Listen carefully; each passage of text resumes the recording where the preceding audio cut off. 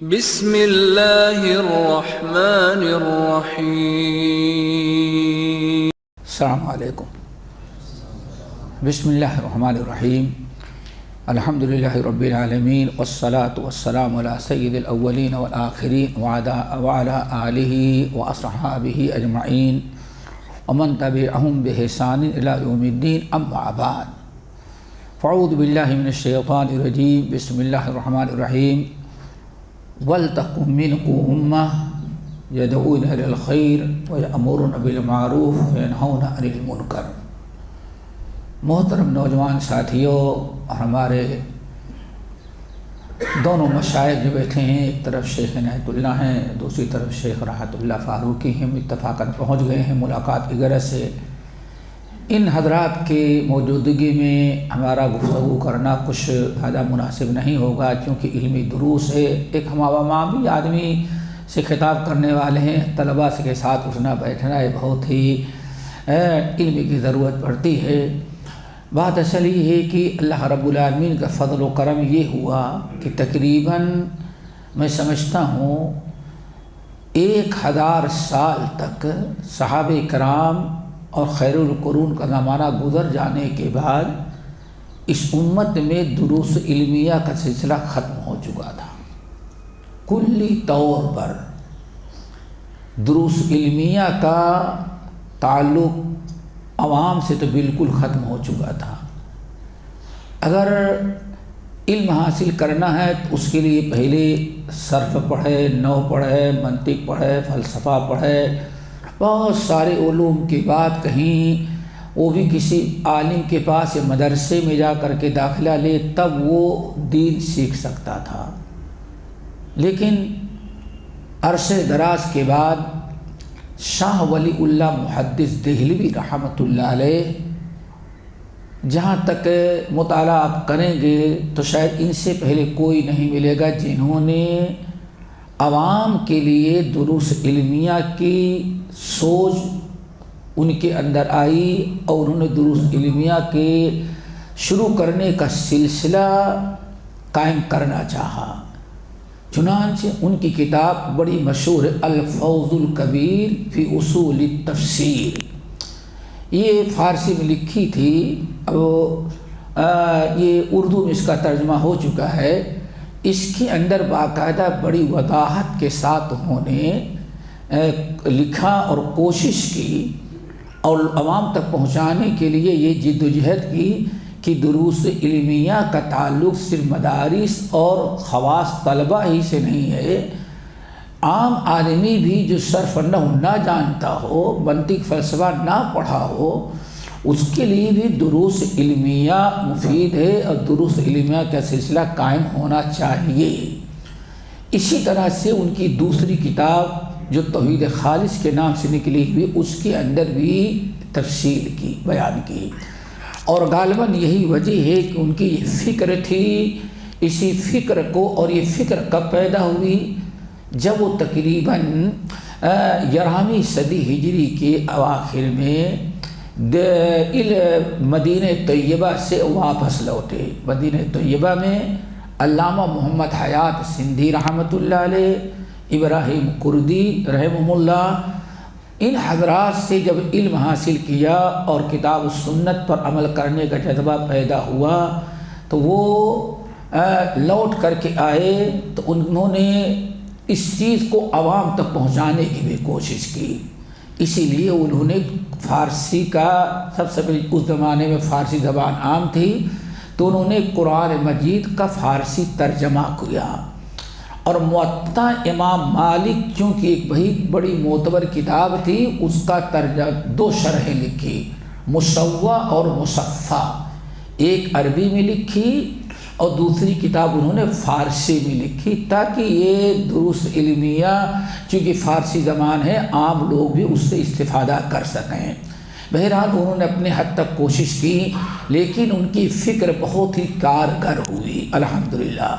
ان کے بعد ان کے 4 بیٹے جو تھے، انہوں نے اس چیز کو مد نظر رکھا، اور شاہ عبد القادر محدث دہلوی رحمۃ اللہ علیہ جو ان کے بیٹے تھے، انہوں نے مسائل بھی فارسی زبان مرتب کیے عوام کے تعلیم کے لیے، اور اس کے ساتھ ساتھ قرآن مجید کا با محاورہ ترجمہ کیا۔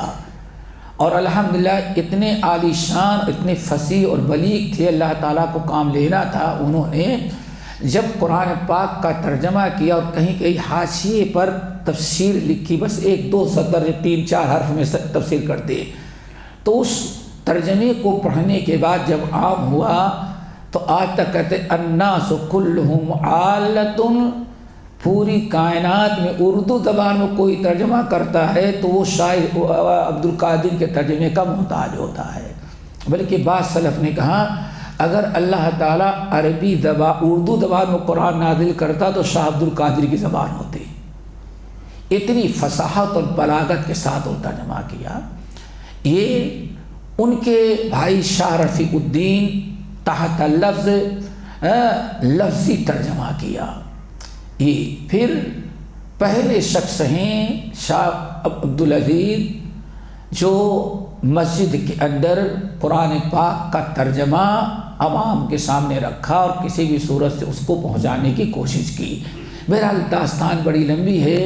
اس کے بعد ان لوگوں کے صحیح معنوں میں سچے جو وارث تھے ان کی دنیا سے جانے کے بعد شاہ اسماعیل شہید رحمۃ اللہ علیہ، آپ تقویۃ الایمان کا آپ مقدمہ پڑھیں تو باقاعدہ ایک چیپٹر اس میں ہے کہ یہ سب سے بڑی جہالت اپنے دادا اور اپنے تایا اپنے چچاؤں سے جو انہوں نے حاصل کیا تھا اس کے اندر اور نکھار پیدا کیا، اور صاف لفظوں میں لکھا بڑے واضح طور پر کہ بڑے افسوس کے ساتھ ان لوگوں پر کے بارے میں کہنا پڑتا جو کہتے ہیں کہ دروس علمیہ یعنی کتاب و سنت کو سمجھنے کے لیے اتنے 35 علم حاصل کرے تب وہ سمجھ میں آئے گا۔ کہتے ہیں ان بیوقوفوں کو تھوڑی سی عقل لگانی تھی کہ دنیا کے سب سے بڑے جاہل مکے والے تھے جس کی شہادت اللہ نے دی ہے، کسی کو قلم پکڑنا نہیں آتا تھا۔ هو الذي بعث في الأميين رسولا منهم يتلو عليهم آياته ويزكيهم ويعلمهم الكتاب والحكمة۔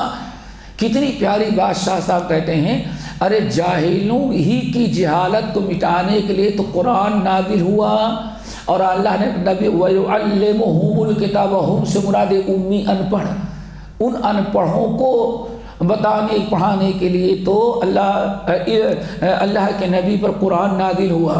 اور آج کہتے ہیں عوام دروس علمیہ جس کو ہم لوگ کہتے ہیں، یعنی نہ کتاب سے قرآن سمجھ سکتے ہیں نہ حدیث سمجھ سکتے ہیں۔ ذرا بتاؤ کم سے کم آج کا آدمی تو دستخط کرنا ضرور جانتا ہے، اور وہاں مکے میں تو اتنی بڑی جہالت تھی، قلم کسی نے پکڑا ہی نہیں تھا زندگی کے اندر۔ بھیڑ بکریاں مردہ کھانے والوں کے سمجھ میں تو قرآن پاک آ گیا، جو یہاں کے فاضلوں کے پاس سمجھ میں نہیں آتا۔ کتنی عجیب سی بات ہے۔ کہتے ہیں اس آیت کو روشنی میں کہ اس کا مطلب لا علموں ہی کے، اب بڑی پیاری مثال دیتے ہیں شاہ اسماعیل شہید رحمۃ اللہ علیہ، بیماروں ہی کے لیے ڈاکٹر ہوتا ہے، بیماری ہی دور کرنے کے لیے ڈاکٹر ہوتا ہے۔ ارے جاہلوں ہی کی دور کرنے کی تو اللہ کے نبی آئے، قرآن و حدیث ہے۔ جب یہ دوا ہی نہ دیا جائے مریضوں کے تو ان کی بیماری کہاں سے دور ہوگی؟ الحمدللہ شاہ اسماعیل شہید کی تحریک آگے بڑھی اور دروس علمیہ کا سلسلہ اتنا تیزی کے ساتھ چلا، تعجب کریں گے آپ لوگ۔ مولانا ولایت علی صادق پوری رحمۃ اللہ علیہ، صادق پور میں جب درخت صادق پور کبھی لے جائے دیکھیں وہ تاریخی جگہ درخت تھا، اسی درخت کے نیچے 3 کتابیں رہتی تھی دروس علمیہ کے لیے، تقویۃ الایمان، بلوغ المرام اور شاہ عبد القادر کا ترجمہ قرآن۔ یہی 3 کتابیں تھیں جو مین مقصد تھا کہ عوام کو پڑھایا جائے۔ تقویۃ الایمان عقیدے میں، مسائل میں بلوغ المرام، اور اس وقت کی بات ہے کہ ابھی بلوغ المرام کا کوئی ترجمہ اردو میں دنیا میں موجود ہے، نہ فارسی میں۔ کیوں؟ اردو میں سب سے پہلا ترجمہ مولانا عبدالتواب صاحب ملتانی نے کیا ہے، اور فارسی میں سب سے پہلا ترجمہ اور شرح نواب صدیق حسن خان بھوپالی رحمۃ اللہ علیہ نے کیا، ان سے پہلے اس کا کوئی ترجمہ تھا ہی نہیں۔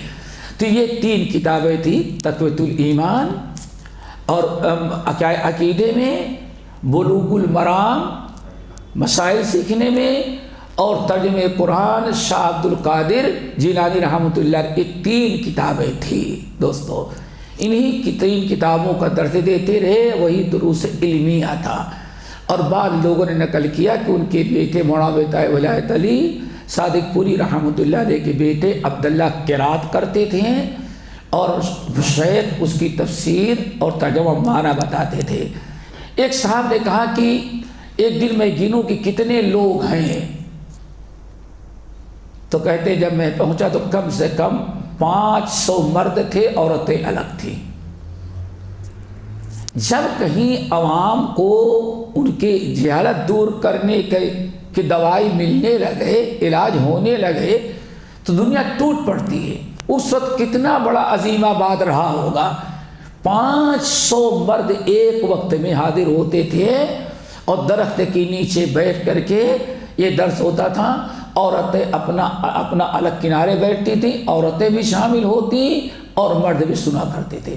اس طرح سے دروس علمیہ کا سلسلہ الحمدللہ تقریباً 1000 سال یا 1100 سال کے بعد دوبارہ یہ بر صغیر ہند سے شروع ہوا۔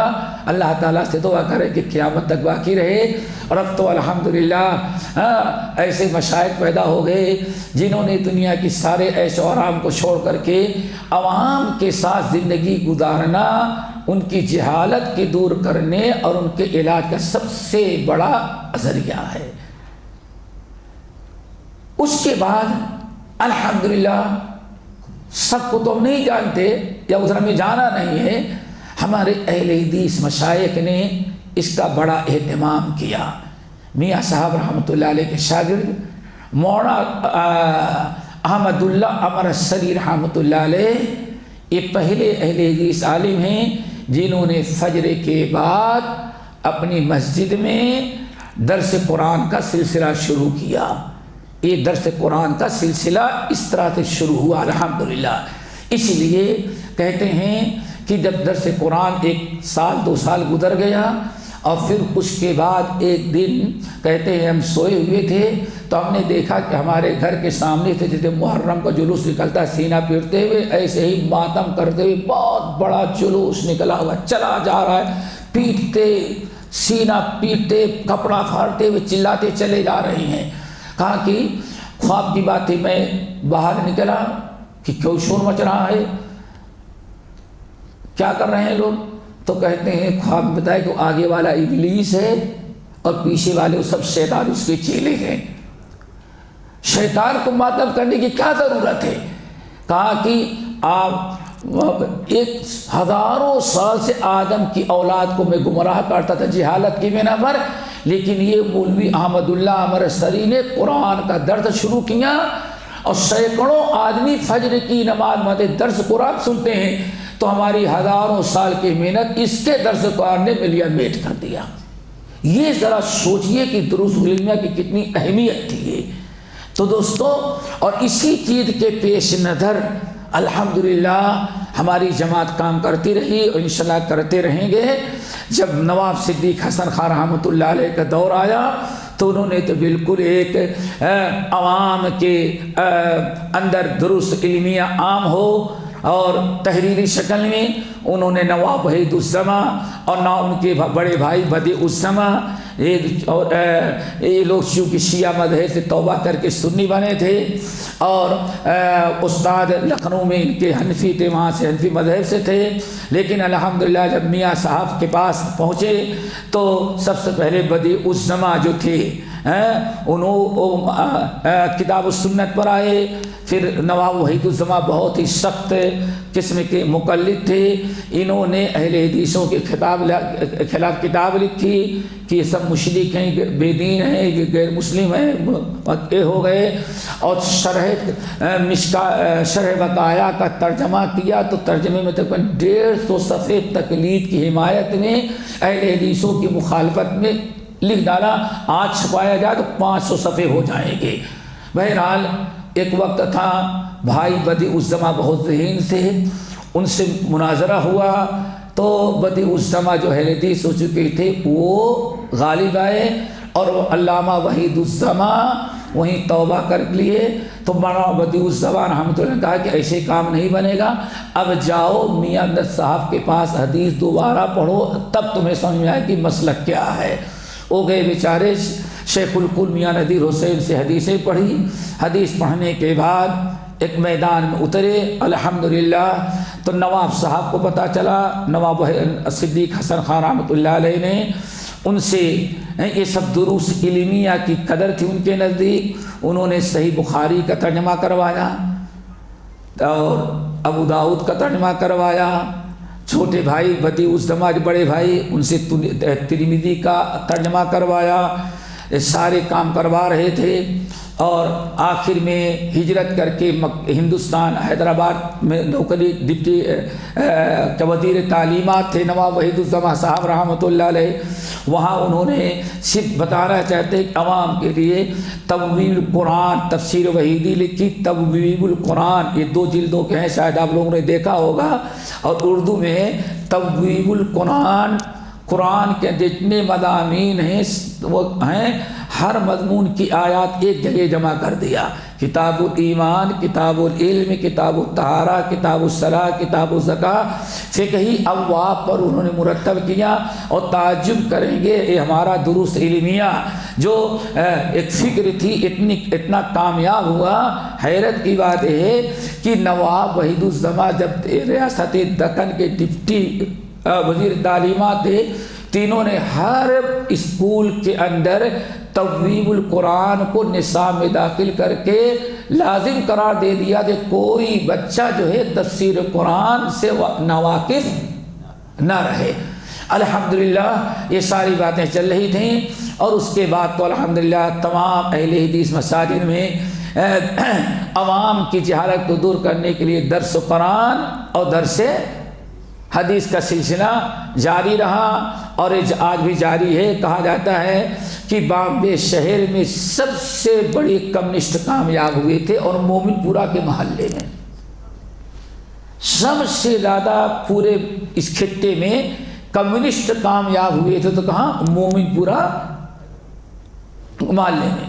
آج تک ان کے آفس موجود ہے، آفس تھا، آفس میں بیٹھتے تھے، لیکن کہتے ہیں صرف مومن پورہ مسجد کے اماموں کا درس قرآن، درس حدیث، ان دونوں چیزوں نے ان کا ایسا ملیاں میٹ کیا کہ کتے بھی اس آفس کے قریب نہیں جاتے۔ یہ درس قرآن اور درس حدیث کی برکت ہے۔ تو دوستو الحمدللہ بڑی خوشی کی بات ہے کہ آپ لوگ برابر، ہم تو اطلاع ہم کو دیکھنا آتا نہیں، کھولنا کیسے، لیکن بچے الحمدللہ بتاتے رہتے ہیں کہ شیخ عنایت کا یہ درس علمیہ چل رہا، یہ چل رہا ہے۔ الحمدللہ خوشی ہوتی ہے، اور لوگوں کو بتایا بھی جاتا ہے۔ اللہ تعالیٰ ہم سب کو اس کی توفیق نصیب فرمائے۔ اور یہ جہاں تک معاملہ کتاب کا ہے دوستو، کتاب آپ سب لوگوں نے پڑھ لیا ہوگا، ہم سے تھوڑی سی گزارش کی گئی ہے۔ شیخ نے تو میرے شیخ عبدالسلام پر ڈالا، شیخ عبدالسلام نے کہا اس سے اچھی چیز کیا ہو سکتی ہے، تو اس میں تو میں اپنے آپ کو بہت خوش نصیب سمجھتا ہوں۔ طلبہ کے ساتھ بیٹھنا، علماء کے ساتھ بیٹھنا، یہ ہمارے لیے میں سمجھتا ہوں سب سے بڑی خوش نصیبی ہے۔ معاذ بن جبل رضی اللہ تعالیٰ عنہ جن کو استاد العلماء کا لقب ملا ہے، اور صحابہ کرام ان کو پوری ایک امت کہتے تھے، ان کو یہ نہیں کہتے عالم ہے، کہتے امت ہے، ہاں کہتے ہمارے بھائی معاذ امت ہیں۔ حضرت معاذ بن جبل رضی اللہ تعالیٰ عنہ وفات کے وقت رونے لگے، آنکھوں سے داروں کا تھا، آنسو بہ رہے تھے۔ حاضرین کو شک ہوا شاید کہ دنیا چھوٹنے کا غم ہوگا، ہو سکتا ہے بیوی بچوں کی فکر ہو۔ لوگ چاروں طرف سے لوگ ٹوٹ پڑے کہ اتنا زیادہ کیوں رو رہے ہیں، موت کی زندگی میں کبھی اتنا نہیں رو جتنا آج ان کو رونا آ رہا ہے۔ تو اس موقع پہ رونے کی وجہ بتائی، رونا کسی چیز کے نہیں، اس بات پر ہے کہ اپنے شاگردوں کے ساتھ بیٹھتے تھے، علماء مشائخ کے ساتھ بیٹھتے تھے، جو ایک دوسرے سے تبادلے خیال میں علمی نکات حاصل ہوتے تھے، ان علمی نکات سے محروم ہو جاؤں گا۔ موت پر غم نہیں ہے، اس علمی نکات اور علمی مباحث جو ہیں علمی معلومات ہے جو ہے، اس سے معاذ محروم ہو جائے گا مرنے کے بعد، اس چیز کے چھوٹنے کا غم ہے۔ اس لیے کہا جاتا ہے کہ علم کا حریص ہونا، اور علماء کی مجالس میں امام ابن حبان رحمۃ اللہ علیہ نقل کرتے ہیں کہ حضرت موسیٰ علیہ السلام نے اللہ تعالیٰ سے 6 باتوں کا سوال کیا۔ اللہ سے موسیٰ 6 نہیں 7 باتوں کا سوال کرو، اللہ اکبر۔ موسیٰ علیہ السلام نے 6 باتوں کو مطالبہ، اللہ تعالیٰ 6 باتیں 6 سوال ہیں، اللہ سے نہیں پورا 7 سوال کرو۔ تو ان 7 سوالوں میں دوستو ایک سوال کیا ہے؟ ای الناس عالم، یا اللہ آپ بتائیے کہ آپ سب سے بڑا عالم دنیا میں کس کو بناتے ہیں؟ یہ علم کی رغبت، علم کا شوق موسیٰ علیہ السلام کا۔ ای الناس عالم، دنیا میں سب سے بڑا عالم آپ اس کو بناتے ہیں۔ تو اللہ نے فرمایا موسیٰ سب سے بڑا عالم ہم اس کو بناتے جس کے اندر 2 خوبیاں ہوں۔ نمبر 1 الذی لا یشبع من علمہ، کتنا بھی علم دے دیں لیکن علم سے آسودہ نہیں ہوتا، اس سے زیادہ حاصل کرنے کا شوق رکھتا ہے۔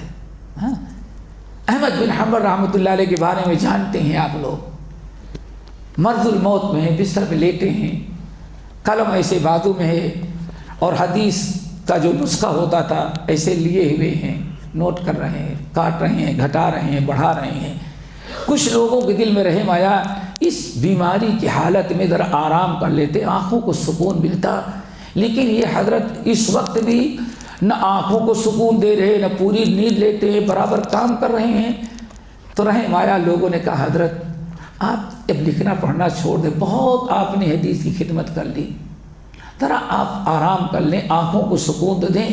لیکن احمد بن حنبل کی آنکھوں میں آنسو آ گئے، نہیں ہماری تو یہی غذا ہے، بس ساری تمنائیں پوری ہو گئی، بس ایک تمنا باقی رہ گئی ہے، چاہتے ہیں کوشش اللہ وہ بھی دے دے۔ لوگوں نے کہا کون سی تمنا باقی ہے؟ کہا تمنا یہ باقی ہے کہ دائیں ہاتھ میں قلم ہو اور بائیں ہاتھ میں نسخہ ہو حدیث کا، میں اس کی تصحیح کرتا رہوں، ملک الموت روح قبض کر لیں، قلم بازو میں گر جائے اور یہ نسخہ ہمارے سینے پر گر جائے، بس یہ تمنا ہے۔ کہاں جائیں گے؟ ابھی خاص آدمی نے بتایا، ہمارے خطیب الاسلام مولانا عبدالرؤف صاحب جھنٹے نگری رحمۃ اللہ علیہ جب لکھنؤ ہاسپٹل میں داخل کیے گئے تو روزانہ بادشاہ آدمی تھے، روزانہ ناشتہ ان کا جھنڈے نگر سے آتا تھا۔ جب دلی رحمانیہ میں پڑھتے تھے تو پورا بھر کر کے جاتا تھا گھی، اور کہتے ہیں جھنڈے نگری نے کبھی چمچے سے گھی نہیں کھایا ہے، گھی ایسے نکالتے تھے، وہ ایسے، نام سنا آپ نے دیکھا تھا، ایسے نکالتے تھے، چمچے سے کیا کھانا، ایسے نکال کے کھاتے تھے۔ تو روزانہ ناشتہ آتا اور ایک جلد سیر و اعلام النبلاء کی آتی، دیکھا یہ بستر پر ہے اور 90 سال تک کی عمر پہنچ گئی رہی ہوگی، 90 سال تک کی عمر پہنچ گئی ہے۔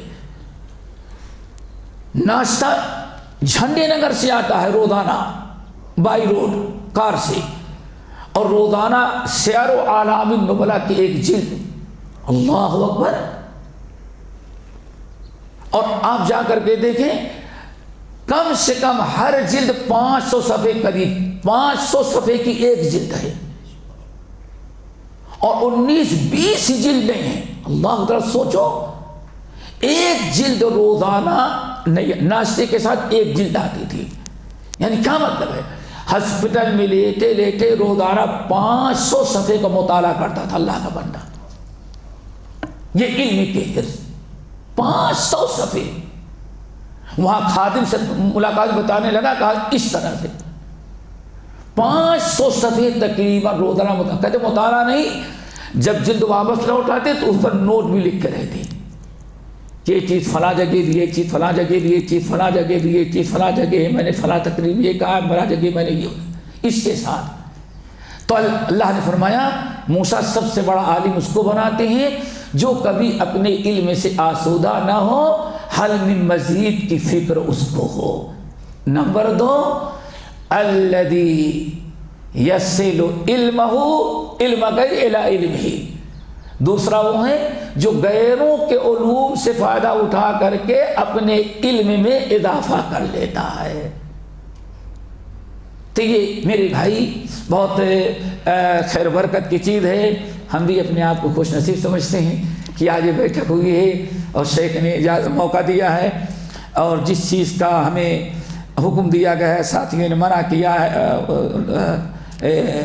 حکم دیا ہے، وہ ہے میرے خیال سے وہی مقدمہ، مقدمہ جس کے ہاتھ میں کتاب ماشاء اللہ نوٹ تیار ہے۔ دیکھیں اللہ رب العالمین نے دعوت و تبلیغ، اصلاح، یہ ہمارے فرائض میں سے رکھا ہے، اور ہر وقت ایسی جماعت، ایسی ٹیم دعوت و تبلیغ کے لیے ہونا ضروری ہے۔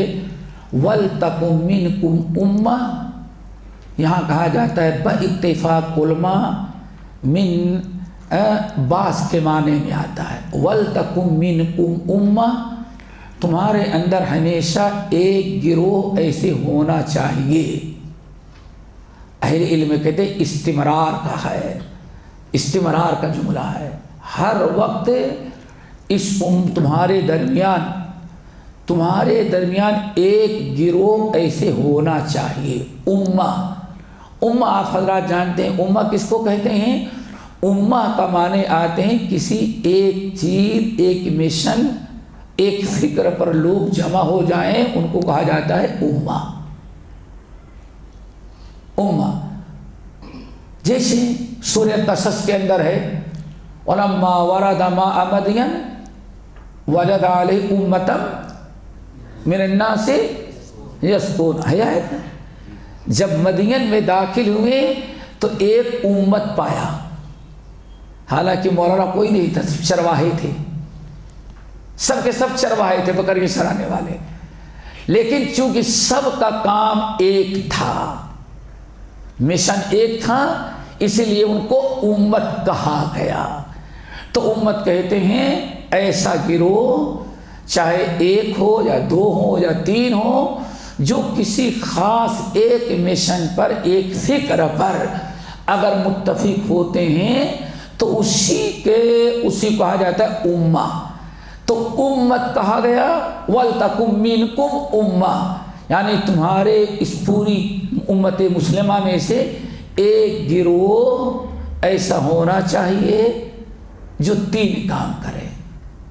وَلْتَكُن مِّنكُمْ أُمَّةٌ يَدْعُونَ إِلَى الْخَيْرِ، سب سے پہلا کام ہے خیر کی دعوت دینا۔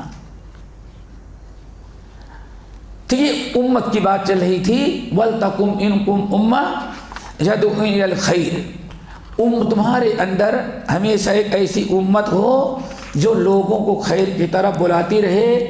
اور خیر کا مطلب بہت سارے لوگوں نے کچھ کیا ہے، لیکن مرشد روایات کے مطابق جعفر صادق رحمۃ اللہ علیہ نے جو اپنے والد سے نقل کیا، اور بعض اور طرق آئے ہیں کہ امت سے مراد، خیر سے مراد ہے الکتاب والسنہ ہے، الکتاب والسنہ۔ یہ نقطے یاد رکھیں کہ وَلْتَكُن مِّنكُمْ أُمَّةٌ، ایک امت ہو جس کا کام کیا ہونا چاہیے؟ يَدْعُونَ إِلَى الْخَيْرِ، یعنی دعوت وہ ہوگی جو خیر یعنی کتاب و سنت کی دعوت ہو، برائی کا حکم دے اور نیکی سے، وہ برائی سے منع کرے اور نیکی کا حکم، یہ تین مشن ہو۔ تو یہاں دعوت پتہ چل گیا دوستو، ایک ایسا گروہ اس امت میں ہر وقت رہنا ضروری ہے، رہنا ضروری ہے، جو کتاب و سنت کی دعوت دے، امر بالمعروف کرے اور نہی عن المنکر کرے۔ اور ایسی گروہ کا پیدا ہونا، ایسے لوگوں کو موجود رہنا فرائض میں سے ہے۔ اسی لیے اس چیز کو ہمیں سمجھنا چاہیے کہ دعوت الی الخیر ہمارے فرائض میں سے ہے۔ دوسری دعوت بڑی اہم ہے، آیت بڑی اہم ہے سورہ یوسف کی، قُلْ هَٰذِهِ سَبِیلِی أَدْعُو إِلَى اللَّهِ عَلَىٰ بَصِیرَةٍ أَنَا وَمَنِ اتَّبَعَنِی۔ اے نبی ان سے کہیں یہ قُلْ هَٰذِهِ سَبِیلِی، ان سے کہیں یہ میرا راستہ ہے، یعنی ہمارا مذہب ہے، ہمارا دین ہے۔ ادعو الی اللہ علی بصیرۃ، ہم لوگوں کو دعوت دیتے ہیں علی وجہ البصیرہ، بصیرہ، یہ دعوت کے لیے اس شرائط میں سے ہے علی وجہ البصیرہ۔ بصیرہ علم و حکمت، علم و حکمت، دعوت ہوگی علم کی روشنی میں۔ ہذہ سبیلی ادعو الی اللہ، یہ آیت بڑی اہم ہے، اور غالباً اسی لیے امام ابن القیم رحمۃ اللہ علیہ نے اس آیت کی مستقل تفسیر کی ہے، اور التفسیر ابن القیم جو ہے، جو ان کی مختلف کتب سے جمع کی گئی ہے، اس کے اندر بھی یہ ہے۔ دیکھیں اللہ رب العالمین نے نبی کو سب سے پہلے حکم دیا قُلْ هَٰذِهِ سَبِیلِی، یہ ہمارا راستہ ہے، صراط مستقیم۔ ادعو الی اللہ، اور دعوت ہم کس کی دیتے ہیں؟ اللہ کی، یعنی دین اللہ کی، اللہ کے دین کی، اللہ کی عبادت کی، توحید کی۔ یہیں سے معلوم پڑ گیا کہ انبیاء کی دعوت الی اللہ تھی، توحید کی تھی۔ اب اگر کسی کی دعوت توحید کی طرف نہیں ہے تو کبھی نبی کا جانشین نہیں ہو سکتا۔ دعوت وہی ہوگی جس کو جو اللہ کی طرف بلایا جائے۔ اب ہمارے یہاں ایک راج دعوت اسلامی، رکوع میں گیا تو دیکھا زلفیں بھی رکھا ہوا ہے اور تعویذ یہاں باندھا ہے، اس جگہ تعویذ باندھا ہے، یہاں سے یہاں تک تعویذ لٹکی ہوئی۔ رکوع میں گیا اور پینٹ جو پہنا ہوا تو کیا کہتے ہیں، 34 کے 34 کیا کہتے ہیں وہ 34 سب نظر آ رہا تھا۔ سلام پھیرنے کے بعد میں نے اس سے پوچھا بھائی تعویذ یہاں کیسے باندھے ہیں؟ یہ کیا کہا تعویذ ہے؟ میں نے کہا ساری دنیا یہاں تعویذ باندھے، تو پیر میں باندھے ہو؟ واللہ پیر میں باندھتے یہاں۔ تو کہا کہ وہ آپ لوگوں والا نہیں ہوں، کیا میں دعوت اسلامی والا ہوں۔ اب ذرا دیکھیں کیسے انسان دعوت اسلامی والا ہوگا، دعوت اسلامی کیسی ہوگی؟ ایک تو تعویذ ویسے ہی غلط، اور دوسرے باندھا کم وقت کہاں ہے؟ پیر کے اندر۔ اب وہاں کوئی توہین نہیں ہو رہی ہے، توہین نہیں ہو رہی ہے۔ اور اگر آپ آگے بیٹھے ہیں، کوئی آگے بیٹھا ہے، آپ پیچھے قرآن کھول کر کے پڑھنے لگے تو بس قرآن کی توہین کر رہے ہیں، بے حرمتی کر رہے ہیں، یعنی یہاں غلط انداز سے ہے۔ تو دوستو ادعو الی اللہ، اللہ کی طرف، یعنی التوحید کی طرف، اللہ کے دین کی طرف، اللہ تعالیٰ کے بھیجے ہوئے نبی کی طرف۔ قُلْ هَٰذِهِ سَبِیلِی أَدْعُو إِلَى اللَّهِ عَلَىٰ بَصِیرَةٍ انا۔ ابن قیم کہتے ہیں یہ جملہ بڑا ہے، انا، میں، میری یہی دعوت ہوگی کتاب اللہ اور سنت رسول کی اور علم کی روشنی میں، علی وجہ البصیرہ، یہ علم کی روشنی ہوگی۔ وَمَنِ اتَّبَعَنِی کہتے ہیں وَمَنِ اتَّبَعَنِی، اور یہی دعوت یہی دعوت ان لوگوں کی بھی ہوگی جو ہماری اصل اتباع کرنے والے ہوں گے، اور جو اس دعوت کو نہیں دے گا کبھی ہماری اتباع کرنے والا نہیں ہو سکتا۔ تو ابن القیم رحمۃ اللہ علیہ کہتے ہیں کہ آدمی اس آیت پر غور کریں کہ دائی کبھی دائی اللہ بن ہی نہیں سکتا وہ شخص جو نبی کی اتباع کرنے والا نہ ہو. قل ہذہ سبیلی ادعو الی اللہ علی بصیرۃ انا ومن اتبعنی. پھر آگے سبحان اللہ. اس آیت نے بہت سارے مسائل ہمارے لیے واضح کر دی. نمبر 1 دعوت علم کی روشنی میں ہو. اسی لیے ہمارے شیخ نے بتایا ہوگا، امام ابو نعیم صاحب حلیہ اور خطیب بغدادی وغیرہ نقل کرتے ہیں، ایک دن حضرت علی رضی اللہ عنہ راستہ پکڑ کے گزر رہے تھے تو دیکھا مسجد میں ایک صاحب درس دے رہے ہیں. یہی شیخ ہے نا، درس دے رہے ہیں بڑا زوردار انداز سے. حضرت علی آئے، کہا رکو. کہا تم درس دے رہے ہو؟ کہا کہ ہاں. کہا ناسخ اور منسوخ کا علم ہے؟ کہا وہ کیا ہوتا ہے؟ ناسخ اور منسوخ کیا ہوتا ہے؟ کہا بس آئندہ درس کے لیے کھڑے نہیں ہونا تم جب تک تمہیں ناسخ اور منسوخ کا علم نہ ہو. کتنی خطرناک چیز ہے. یہاں آپ کے قریب گلبرگہ کا نام سنا ہوگا کبھی، جو اس دکن کے علاقے میں جو رافضیت عام ہوئی، علماء کی کمی کبھی نہیں تھی، لیکن علماء وہ تھے جن کو ناسخ و منسوخ کا علم نہیں تھا.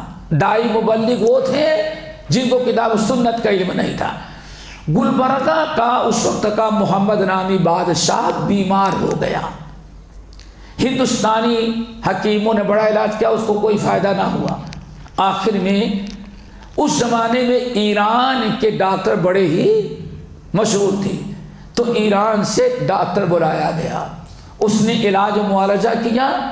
علاج معالجہ کے بعد اللہ کے حکم سے وہ شفا پا گیا. تو محمد نامی جو بادشاہ تھا اس نے اس حکیم کو اپنا فیملی ڈاکٹر بنا کر کے گلبرگہ میں رکھ لیا. یہ تقریباً 700 پہلے کی بات ہے. رکھ لیا اس نے. وہاں رکھ لینے کے بعد اب علاج کرتا رہا. شیعہ ہوتا ہے وہ اندر اگر ایک گھسے گا تو کچھ نہ کچھ شیطانی وہ کرتا رہے گا اپنی شیعت پھیلانے کے لیے. تو ایک دن کہا کہ حضرت اس کو کچھ گفٹ وغیرہ دینے لگا، مکان بنا کے دیا.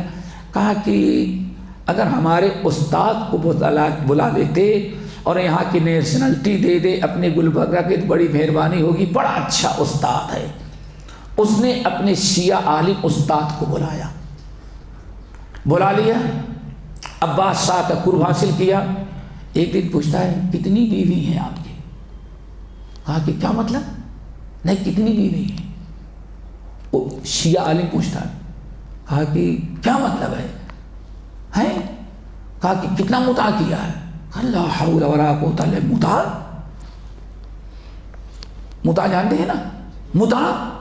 ارے ظالم ہم کو متع کی دعوت دیتا ہے. بڑا غصہ. کہا کیا ہوا؟ کہا متع حلال ہے، صحابہ نے کیا ہے، اللہ رسول کے زمانے میں ہوتا رہا. وہ تو عمر نے متع منع کیا ہے، ورنہ اسلام نے متع تھا. وَمَتِّعُوهُنَّ، اسے متع کرو. قرآن کی آیت بھی پیش کر رہا ہے. اب محمد نامی بادشاہ کو غصہ تو آیا. اس نے اپنے مولویوں سے پوچھا، لیکن جتنے مولوی صرف قدوری اور شرح وقایہ والے تھے. تھا علم ہے قدوری، شرح وقایہ، غسل کے 3 فرض اور وضو کے 4 فرض، بس. یہ نہیں معلوم کہ ناسخ منسوخ کیا ہے. بلایا. کہا متع جائز ہے؟ کہا کہ بالکل نہیں، متع حرام ہے. سارے علماء احناف نے کہا متع حرام ہے اور شیعہ عالم نے کہا متع حلال ہے. بادشاہ بہت مناظرہ کروایا. اس نے اپنے دربار میں مناظرہ کروایا. ناسخ منسوخ دعوت کا کام کوئی آسان نہیں ہے. اس کے لیے علم ہونا چاہیے. پتہ نہیں سامنے والا کس فکر کا ہے، کس نظریے کا ہے، ان کے بعد کیا دلائل ہے. البانی صاحب رحمۃ اللہ علیہ کے بارے میں آتا ہے کہ درس دے رہے ہیں. کسی نے سلام کا پوچھا، نماز کی حالت میں اگر کوئی سلام کرے تو سلام کا جواب دے سکتا ہے؟ عالم آدمی تھے، انہوں نے کہا دے سکتا ہے. دلیل کیا ہے؟ حدیث عبداللہ بن مسعود والی کہ پہلے قوموا للہ قانتین کے پہلے جواب، لیکن جب آیت نازل ہو گئی تو اللہ رسول ہاتھ سے اشارہ کر دیتے تھے۔ اب سب لوگوں نے سمجھ لیا۔ پیچھے ایک شخص تھا، وہ کھڑا ہوا، کہا آپ نے حدیث کا مطلب نہیں سمجھا۔ کہا کیا نہیں سمجھے؟ کہا کہ اللہ کے رسول سلام کا جواب نہیں دے رہے تھے۔ کیوں؟ سلام کا جواب دینے سے نماز باطل ہو جائے گی۔ کہا اللہ کے بندے، عبداللہ بن مسعود ہے، اللہ کے رسول نے ہاتھ سے اشارہ کیا۔ کہا آپ نے نہیں سمجھا۔ کہا کیا تم جب؟ کہا کہ اللہ رسول اشارہ کرے برا کرے تو میں نماز پڑھا ہوں، سلام کا جواب نہیں دوں گا۔ دیکھا آپ نے، یہ حجت بات ایسے پتہ نہیں مجلس میں کون سے ہوں گے۔ تو علامہ البانی جن کے پاس علم ہے، کہا اللہ کے بندے بات چل رہی تھی کہ حنفی مذہب میں من اشار اشارۃ تفہم منہ الکلام بطلت صلاتہ، جس نے کوئی ایسا اشارہ کیا جس سے بات سمجھ میں آئے کہ کیا کہنا چاہتا ہے تو اس کی نماز باطل ہو جائے گی۔ اچھا، سلام کرنے میں تو نماز باطل ہو جاتی ہے، اور جب تم حدیث کا مطلب بتا رہے ہو کہ نہیں سلام کا جواب نہیں دینا چاہیے، اب بتائے وہ زیادہ برا تھا کہ سلام کا جواب دے دینا۔ اب وہیں فبہت الذی، تو علم کا ہونا بہت، یہ نہیں پتا کس وقت کیا کہہ دے۔ اب وہ شیعہ عالم کہتا ہے، محمد بادشاہ نے پوچھا، 3 لوگوں نے کہا کہ ہاں، کہاں کتاب میں ہے؟ شرح وقایہ میں ہے، قدوری میں ہے، فلاں میں ہے، فلاں میں ہمارے امام کے نزدیک ہے۔ کہا حضرت آپ؟ کہا بھائی اس صحیح مسلم والی حدیث پڑھ دی کہ نبی علیہ السلام مطالعہ کرتے رہے اور منسوخ حدیثوں کو پیش کیا، ناسخ حدیثوں کو پیش نہیں کیا۔ بادشاہ نے اس کے حق میں فیصلہ دیا، اور کہتے ہیں ظالم بادشاہ نے 500 عورتوں سے مداح کیا۔ یہ کب ہوتا ہے؟ جب انسان کے پاس علم نہ ہو۔ قل هذه سبیلی ادعو الی اللہ علی بصیرۃ انا ومن اتبعنی۔ اللہ، اگر کوئی ایک انسان حدیث کا عالم ہوتا تو اس ارتداد سے بچا لیتا۔ صاحب، اللہ اسلام میں کبھی متاع جائز نہیں تھا، جاہلیت میں متاع جائز تھا، شراب بھی جائز تھی، سود بھی جائز تھا، لیکن اسلام نے آہستہ آہستہ تدریجاً سب کو حرام قرار دیا۔ متاع اللہ رسول کے زمانے میں اللہ رسول نے اعلان کروا دیا، سن لو قیامت تک متاع اور گدھے کا گوشت تم پر حرام ہے۔ دیکھو دوستو، اسی لیے حضرت علی نے کہا خبردار آئندہ تم کبھی درس کے لیے کھڑے نہیں ہونا۔ تو دوستو علی وجہ البصیرہ ہو۔ آگے ہم بات کو بڑھاتے ہیں۔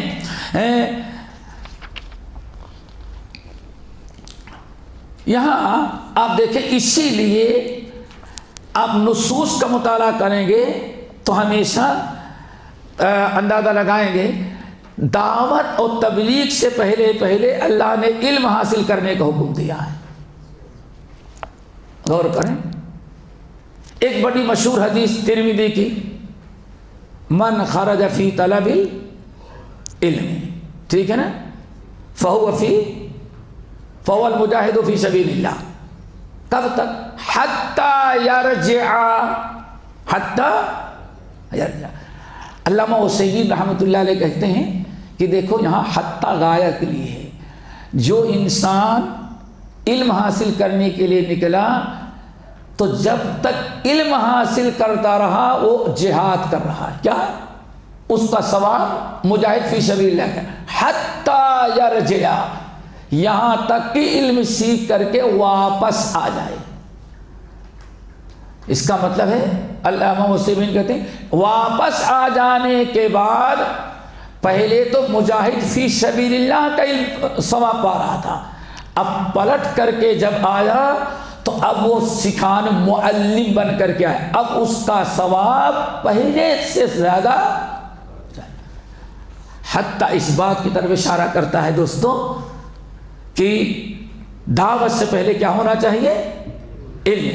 علامہ ابو الحسن سندھی الکبیر رحمۃ اللہ علیہ بڑی پیاری بات کہی سے شرح ابن ماجہ میں، امیر معاویہ رضی اللہ تعالیٰ عنہ کی حدیث جو ہے کہ الخیر عادہ والشر لجاجہ ومن یرید اللہ بہ خیرا یفقہہ فی الدین. اس کی شرح میں کہتے ہیں تفقہ فی الدین 3 چیزوں کا نام ہے، ایک کا نہیں. علامہ ابو الحسن سندھی الکبیر یہ بہت بڑے عالم تھے. 1139 میں ان کا 38 میں 1138 میں ان کا انتقال ہوا مدینہ طیبہ کے اندر. سندھ کے رہنے والے تھے، اہل حدیث ہونے کے جرم میں ان کو بے دخل کر نکال دیا گیا تھا. قتل کا فیصلہ ہوا تو نکل کے چلے گئے. تو وہاں مدینے میں بیٹھ کر کے ترمذی کی صحاح ستہ کی شرح لکھی ہے تاکہ مسند احمد بن حنبل بھی حاصل ہے. 2 ابو الحسن ہیں، ایک ابو الحسن سندھی کبیر اور ایک ابو الحسن سندھی صغیر. کبیر کے بات ہے. تو کہتے ہیں کہ علم 3 چیزوں کا نام ہے.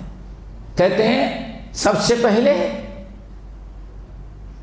تفقہ، تعلیم، تعلم.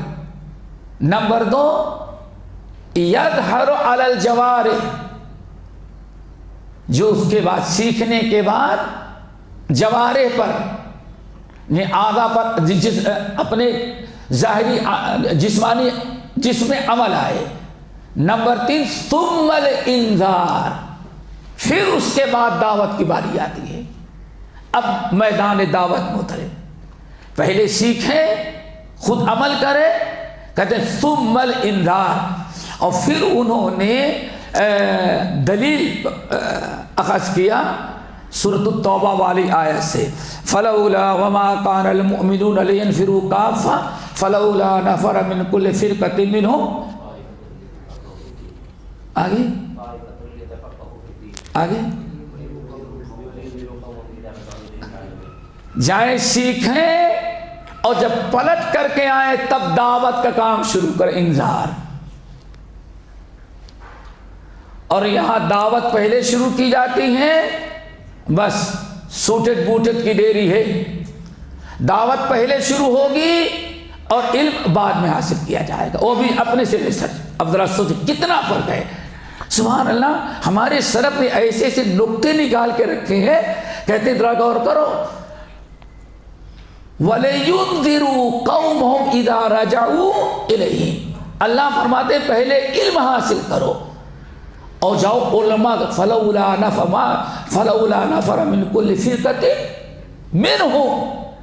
چاہیے کہ ہر علاقے لوگ پہلے نکلیں اور جائیں علم حاصل کریں اور علم حاصل کر کے لوٹیں تاکہ اپنی قوم کی اب اصلاح کریں. تو دوستو اللہ، اسی لیے آپ لوگوں نے بتایا ہوگا، شیخ نے کہا جاتا ہے علم کے بڑے منازل ہیں، بڑے منازل. اولها مشائخ کہتے تھے کان یقال، اور امام بغوی رحمۃ اللہ علیہ والراسخون فی علم کی تفسیر میں بڑی پیاری بات نقل کرتے ہیں. کان یقال، کہا جاتا تھا کہ علم کے منازل ہے علماء کے. نمبر 1 اولها النیہ، ثم الاستماع، ثم الفقہ، ثم العمل، ثم نشر. علم مراحل ہیں دائی بننے کے لیے. یہ پوری کتاب ہی آپ پڑھیں ہوں گے، ساری مشکلات یہی آئی ہیں کہ آدمی سارے مراحل کو چھوڑ دیا. اولها النیہ، ثم الاستماع، ثم الفهم، ثم الحفظ، ثم العمل، ثم النشر. یہ 6 چیزیں ہیں. علماء نے یہ منازل طے کی. 7ویں 6ٹھے درجے پر آتا ہے کیا؟ دعوت کا کام. نمبر 1 نیت اچھی ہو. نمبر 2 بغور سنیں، استماع ہے، ایسا نہیں سماع، استماع ہے. پھر حفظ کریں، اس کو سمجھے. ثم العمل، پھر اس کو اپنے عمل میں لائے. ثم النشر، پھر وہ لوگوں میں اپنا علم عام کرنے کے لیے کھڑا ہو. یہ منازل ہیں، اس زینے ہیں. اس سے پہلے اگر کوئی کام شروع کرے گا تو امام شافعی رحمۃ اللہ علیہ جیسے کہا کرتے تھے جو صرف کتاب کو اپنا استاد سمجھے گا وہ امت کو نقصان زیادہ پہنچائے گا، فائدہ کم پہنچائے گا۔ تو دوستو اس چیز کا خیال رکھنا چاہیے۔ اللہ تعالیٰ نے، اور یہ بھی بچنا چاہیے دوستو، دعوت کے میدان میں علماء کا سمجھتے ہیں اللہ اکبر۔ امام مالک کہا کرتے تھے، امام دار الہجرہ کہتے ہیں ہم نے فتویٰ اس وقت تک نہیں دینا شروع کیا جب تک کہ مدینے کے 70 مشائخ نے اجازت نہیں دی۔ آج بڑے بڑے داعیوں کے بارے میں کہا گیا، ہم بھی اس میں شامل تھے، کہ آپ کا ایک ہے تقابل ہندو کی کتاب میں ہے، تورات میں، انجیل میں، زبور میں ہے، لیکن فتویٰ آپ نہ دیں، یہ فتوے کا کام آپ نہیں۔ تو ہم سے سوال کرتے ہیں، تو ہم نے کہا سوال آپ سے کرتے ہیں تو آپ اپنے جگہ دائیں بائیں ایک دو عالم بیٹھا دیں جو دینی مسائل ہوں وہ جواب دے دیں گے۔ کہا نہیں میرا جواب چاہتے ہیں، تو میں نے کہا آپ لادری کہہ دیں۔ امام مالک رحمۃ اللہ علیہ کے پاس مغرب سے بیچارہ چل کر کے آیا 40 سوال لے کر کے، اور بڑی تاکید کرتے تھے۔ ہمارے استاد شیخ عمر فلاطہ رحمہ اللہ بڑی تاکید کرتے تھے کہ اس مسئلے میں بہت احتیاط کرنا چاہیے۔ کہتے امام دار الہجرہ ہے 40 سوال لے کر کے آیا، اور جب امام مالک کے پاس پہنچا تو 39 کے جواب میں کیا کہا؟ لا ادری، لا ادری۔ ایک کے جواب میں کہا ہاں ادری۔ کتنی عجیب سے بات ہے۔ جب پوچھا گیا ایک اسٹیج پر علم نہ ہونے پر، کیا اللہ اپنے جیسے کوئی دوسرا پیدا کر سکتا ہے؟ ذرا سوچو، ایک دائی بغیر علم کے جو سوال کرتا ہے جواب دیتا ہے، اسٹیج پر کھڑے مائک ہے سامنے سے کسی نے پوچھا اللہ تعالیٰ اپنے جیسا ایک اللہ اور پیدا کر سکتا ہے؟ کہا ہاں کر سکتا ہے، لیکن کرے گا نہیں۔ اب اس کی تفصیل کیا ہے؟ ایک قدرت اللہ ہے، ایک سنت اللہ ہے۔ اللہ کی قدرت تو ہے کہ اپنا جیسے پیدا کرے، لیکن اللہ پیدا نہیں کرے گی۔ کیوں؟ اللہ اپنے علاوہ کسی کو پسند نہیں کرتا، یعنی الہاد پر الہاد کرتا۔ اور یہی سوال جب ایک عالم دین سے کیا گیا، عالم دین سے کیا گیا، تو اس نے کہا کہ اللہ تم بتاؤ، اللہ جس کو پیدا کرے گا وہ خالق ہوگا کہ مخلوق؟ کہا مخلوق۔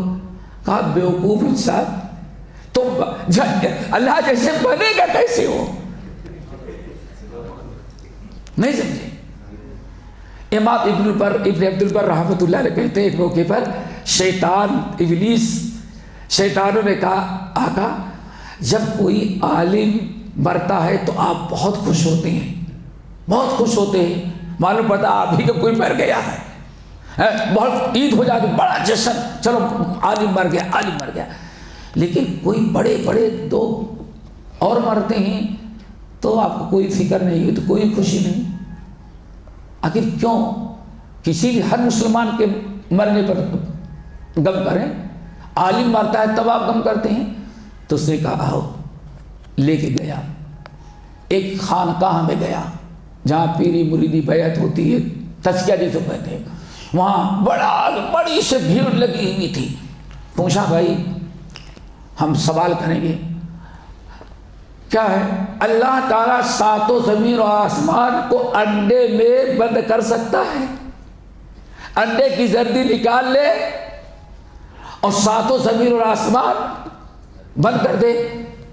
بہت زور سے کمبخت سوال کرنے کا طریقہ نہیں، ایسا نہیں ہو سکتا ہے، ایک زمین میں نے تو ساتوں زمین اور آسمان انڈے میں کیسے بند کر سکتا ہے؟ عقل سے کام لو۔ چلا گیا، کہا دیکھا، اس لیے ایسے لوگ مرتے ہیں پیر فقیر تو ہمیں کوئی ڈر نہیں۔ اب کسی عالم کے پاس گیا، وہاں گیا، ایک سوال ہے، انسانی سوال کیا، حضرت یہ بتائیں کیا اللہ ساتوں زمین اور آسمان کو ایک انڈے کی زردی نکال کے سب اس میں بند کرتا؟ کہا ہاں کر سکتا ہے۔ ارے کیسی باتیں کرتے، انڈا اتنا چھوٹا ساتوں زمین اتنی بڑی کیسے بند کرے گا؟ کہا بیوقوف، نام کو بند کرنا ہے نا تیرا کام ہے، ان اللہ علی کل شیء قدیر۔ تو اللہ کے بارے میں اللہ کا اس بات کا قدرت رکھتا ہے، انڈا ہی اتنا بڑا بنا دیتا۔ اللہ کے بارے میں سوال کر، اللہ تو سب کچھ کر سکتا ہے۔ اٹھا اور چلا گیا۔ اب باہر نکلنے کے بعد شیطان نے دیکھا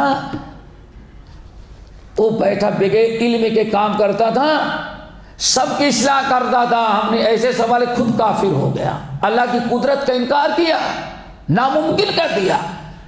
ایسے لوگوں کے مرنے سے ہمیں کوئی غم ہوتا ہی نہیں، لیکن ایک عالم کے پاس آئے، دیکھا اس نے ایک جملے میں ہمارے سارے اشکالات کو دور کر دیا۔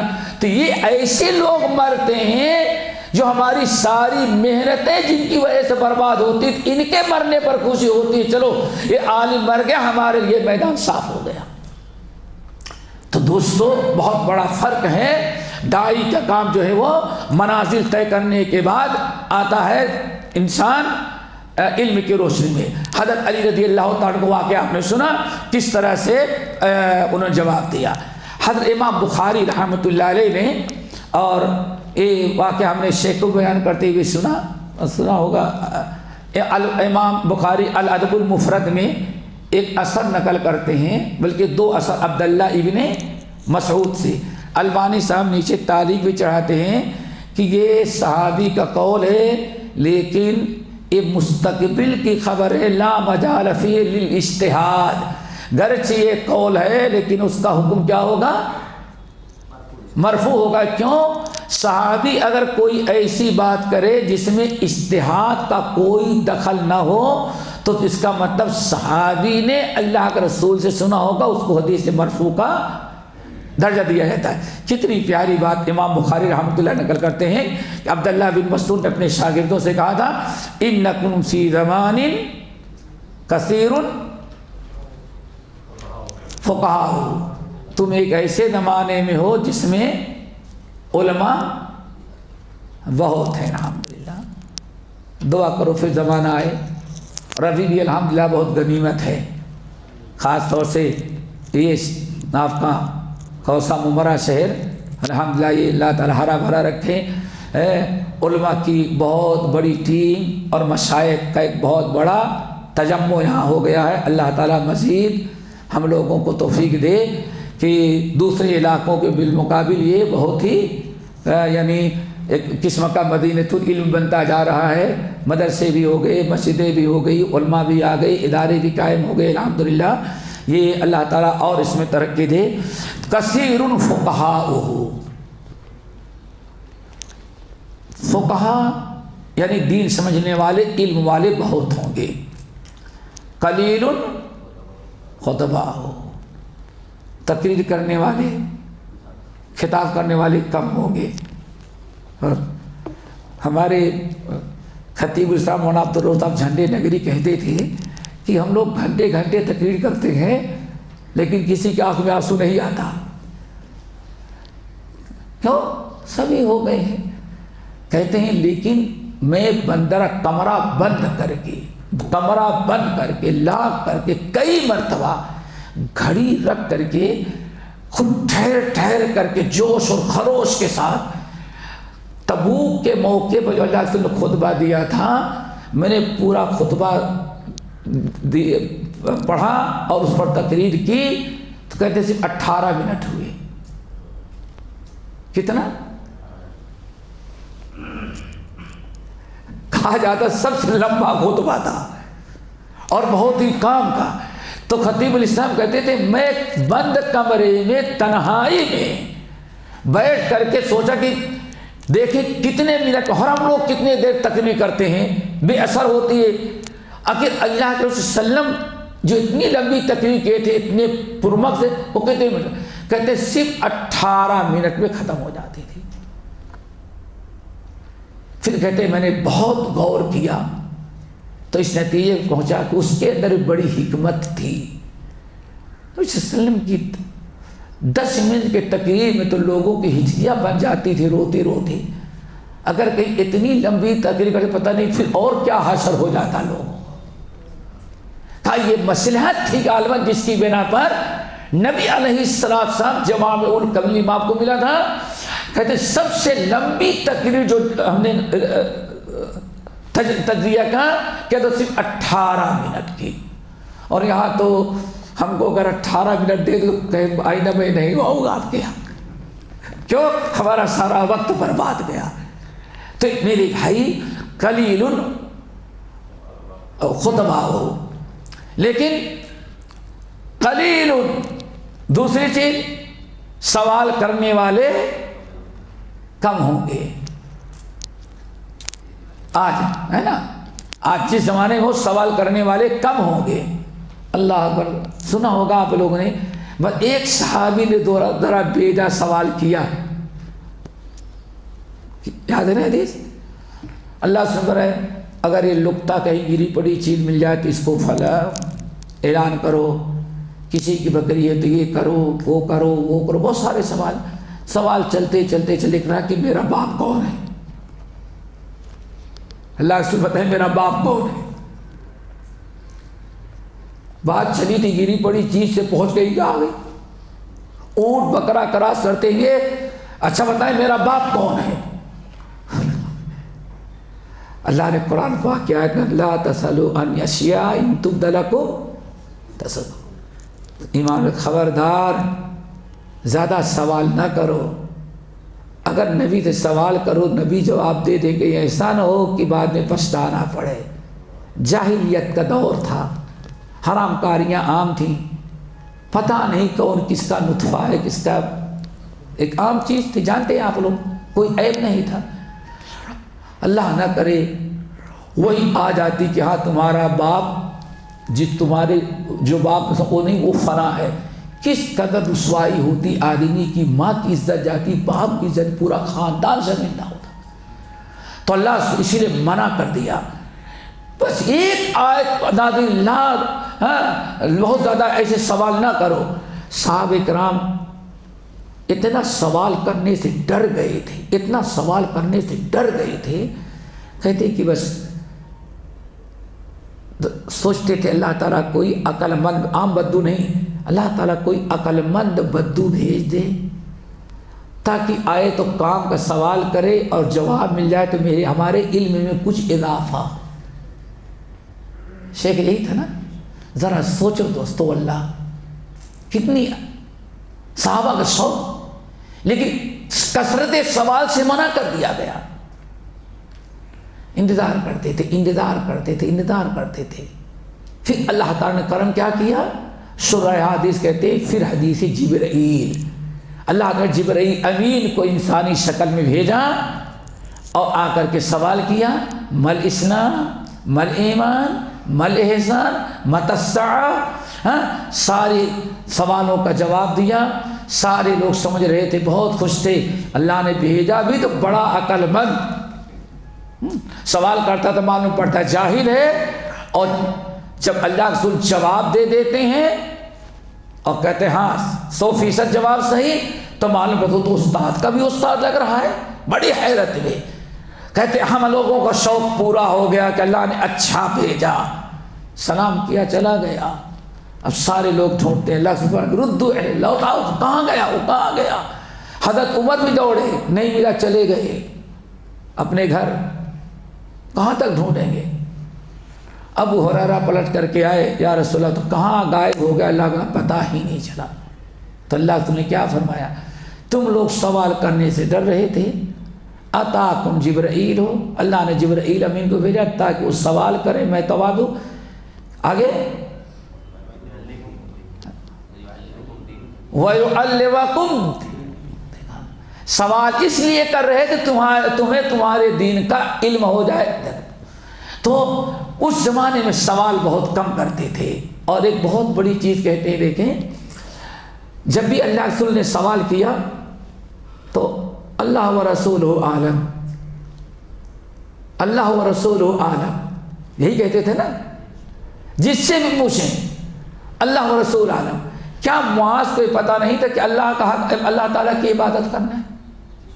لیکن یا معاذ اتدری ما حق العباد علی اللہ وما حق العباد، یہی ہے نا، اللہ و رسول عالم۔ کبھی کسی صحابی نے نہیں مجھے معلوم ہے، نہیں، کیوں کہتے تھے اللہ و رسول عالم؟ سوچتے تھے معلوم تو ہی ہے، اگر کہہ دوں گا ہمیں معلوم ہے تو اللہ رسول کچھ نہیں بتائیں گے، معلوم ہے تو جاؤ۔ اگر ہم کہہ دیں گے معلوم نہیں ہے تو اللہ رسول کچھ اور بتائے تو ہو سکتا ہے پہلے ہمیں جو معلوم ہے اس سے اور کوئی علم کا اضافہ ہو جائے۔ شرح حدیث یہ مقصد ہوا کرتا، کبھی صحابہ نہیں کہتے ہمیں علم ہے، اب ہمیشہ کہتے اللہ و رسول، صحابہ اللہ و رسول عالم۔ اور آج ایسا زمانہ آ گیا اللہ اکبر کہ اگر شیخ سے درس پوچھا جائے، سوال پوچھا جائے تو پیچھے بیٹھنے والا سوچتا ہے سب سے پہلے جواب ہم دے دیں۔ ہمارے والد مرحوم بتاتے تھے ہمارے سلف میں کبھی یہ دستور نہیں تھا، فتویٰ دینے میں ہر ایک ڈرتا تھا، اور آج فتویٰ کیا کہتے ہیں ہول سیل کے حساب سے چلتا ہے، فتویٰ ہی فتویٰ، گھر میں فتویٰ، اس ممبر پر، ارے ممبر فتویٰ کی جگہ نہیں، ممبر وعظ و نصیحت کی جگہ۔ آج کتنے فتاوے انتشار پھیلانے والے ممبر سے، جمعے خطبے سے ہو رہے ہیں۔ دوستو ہمارے ہاں الہ آباد میں ایک ڈسٹرکٹ ہے موآئمہ، قصبہ ہے موآئمہ، یہ بنگالی مسجد ہے، اس کے بانی سید عبداللہ صدیقی رحمۃ اللہ علیہ، وہ ان کا مسکن تھا، ان کا گاؤں ہے۔ ایک ہی خاندان تھا، 8 بھائی تھے اہل حدیث، لیکن مالدار تھے، کپڑے کی میل وغیرہ تھی، تو ہر سال سالانہ جلسہ اور آل انڈیا اہل حدیث کانفرنس 1943 میں جو وہاں ہوئی ہے۔ اور ضرور یاد رکھیے گا، اپنا منہج سمجھنے کے لیے، تاریخ اہل حدیث منہج سمجھنے کے لیے مولانا ابوالقاسم صاحب بنارسی کا خطبہ استقبال صدارت بہت قیمتی، کہتے ہیں جس کو کہتے ہیں دریا کو قوسین بند کر دینا، بہت ہی زبردست ہے، مختصر سا ہے، اور سواء الطریق کے نام سے بھی چھپا ہوا تھا، مئو کے لوگوں نے سواء الطریق کے نام سے چھپایا ہوا تھا، تو وہ فری میں تقسیم کیا جاتا تھا ہمارے زمانے میں، یہ بہت زبردست ہے۔ اور مولانا حبیب الرحمن آدمی نے اس کی کانفرنس کے بعد فوراً دیوبند میں کیا تھا، تو قاری طیب صاحب کے خطبہ صدارت تھا، اور مولانا حبیب الرحمن آدمی تھے، ان کو بلایا گیا تھا اس کے جواب کے لیے، تو مولانا ابوالقاسم کی اس خطبہ صدارت کی تردید کی، تو مولانا ابوالقاسم صاحب بنارسی رحمۃ اللہ علیہ پھر اس کا جواب الجواب تقریباً 200 صفحے کا ہے، تو سواء الطریق مختصر ہے اور جواب وہ ہے، اور اس پورے جواب میں پوری ہندی کی چندی کیا ہے، اگر کہیں ملے سواء الطریق تو مل جائے گا، اگر وہ اصل کتاب جو مفصل ہے وہ کہیں فوٹو مل جائے تو کرائیں، وہ بہت زبردست کتاب ہے۔ تو بہرحال کہاں آل انڈیا اہل حدیث کانفرنس ہوتی تھی، والد مرحوم کہتے کم سے کم 40-50 علماء رہتے تھے، مولانا ثناء اللہ مرسری، مولانا محمد صاحب جونا گھٹی، مولانا صاحب بنارسی، مولانا قمر بنارسی، بڑے بڑے، لیکن اگر کسی آدمی کو مسئلہ پوچھنا رہتا تھا تو دعا کرو آج ہم لوگوں کو توفیق دے، ان سے پوچھا جاتا، کہتا تھے بھائی ہمارے بازو میں اتنے بڑے عالم بیٹھے، مجھ سے ان کے ہوتے ہیں میں سلام کا جواب دوں، اور اس کے پاس جاتا، اللہ کے بندے اتنے بڑے عالم بیٹھے مجھ سے پوچھتے ہوں، کہتے ہیں 50 آدمی کے پاس جاتا لیکن کوئی عالم جواب دینے کے لیے تیار نہیں ہوتا تھا۔ آخر میں جاتے ہیں تو لوگ کہتے بھائی دیکھو وہ شیخ الحدیث مولانا احمد اللہ بیٹھے ہیں، ان کے پاس جاؤ، وہ فتویٰ دیں گے، ان کی موجودگی میں کوئی اور دوسرا فتویٰ نہیں دے گا۔ تو ہمارے ہاں سوال بھی بہت زیادہ ہے اور سوال سے زیادہ فتوے بازی ہے، تو کہتے ہیں کثیر سوال کرنے والے کم ہوں گے اور دینے والے زیادہ ہوں گے۔ اور بہت ہی بڑی چیز جس کی آج ضرورت، العمل فیہ قائد للہوا، آج جس زمانے میں تم ہو، تمہاری ساری نفس پرستی، العمل فی قائد للہوا، یعنی ابھی اس زمانے میں تمہاری کوئی نفس پرستی پر عمل نہیں ہو سکتا. کیوں؟ تمہارا کتاب و سنت پر عمل جو ہے وہ باقاعدہ تمہیں نفس پرستی سے روکتا ہے. یہ تمہارے پاس جو ہدایت ہیں دو ہی چیزیں ہیں دوستو، ایک ہے ہدا، ایک ہے ہوا. کیا ہے؟ ہدا اور یہی بھی دونوں کا ٹکراؤ ہے، حق اور باطل کی جنگ چل رہی، ہوا اور فَإِن لَمْ يَسْتَجِيبُوا لَكَ فَاعْلَمْ أَنَّمَا يَتَّبِعُونَ اے نبی آپ کے پاس ہدا ہے، اب اگر آپ کی دعوت قبول نہیں کرتا اس ہدا کو تو سمجھ جائے کہ اس کی پیروی کر رہا ہے ہوا کی. تو دونوں کا ٹکراؤ ہے دوستو. تو عبداللہ بن مسعود کہتے ہیں آج کسی کی ہوا نہیں چلتی بلکہ اپنی ہوا کو ہدا کے تابع بناتے ہیں. لیکن آنے والا دن سیاتی علیکم، لیکن اس کے بعد ایک زمانہ ایسا آئے گا جو بالکل اس کے برعکس ہوگا. وہ کیا کریں گے؟ قلیل فقہاء، دین کی سمجھ رکھنے والے کم ہوں گے اور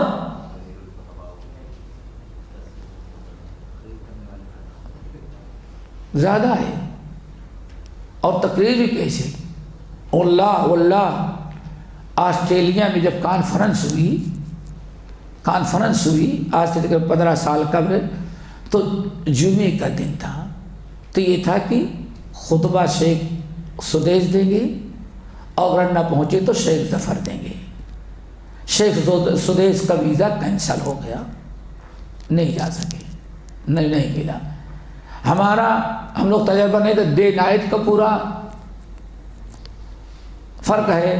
ہم گئے تو سنیچر کی صبح ہو چکی تھی، نہ ہم پہنچے نہ شیخ سدیس پہنچے. واللہ کتنی حیرت کی بات ہے دوستو.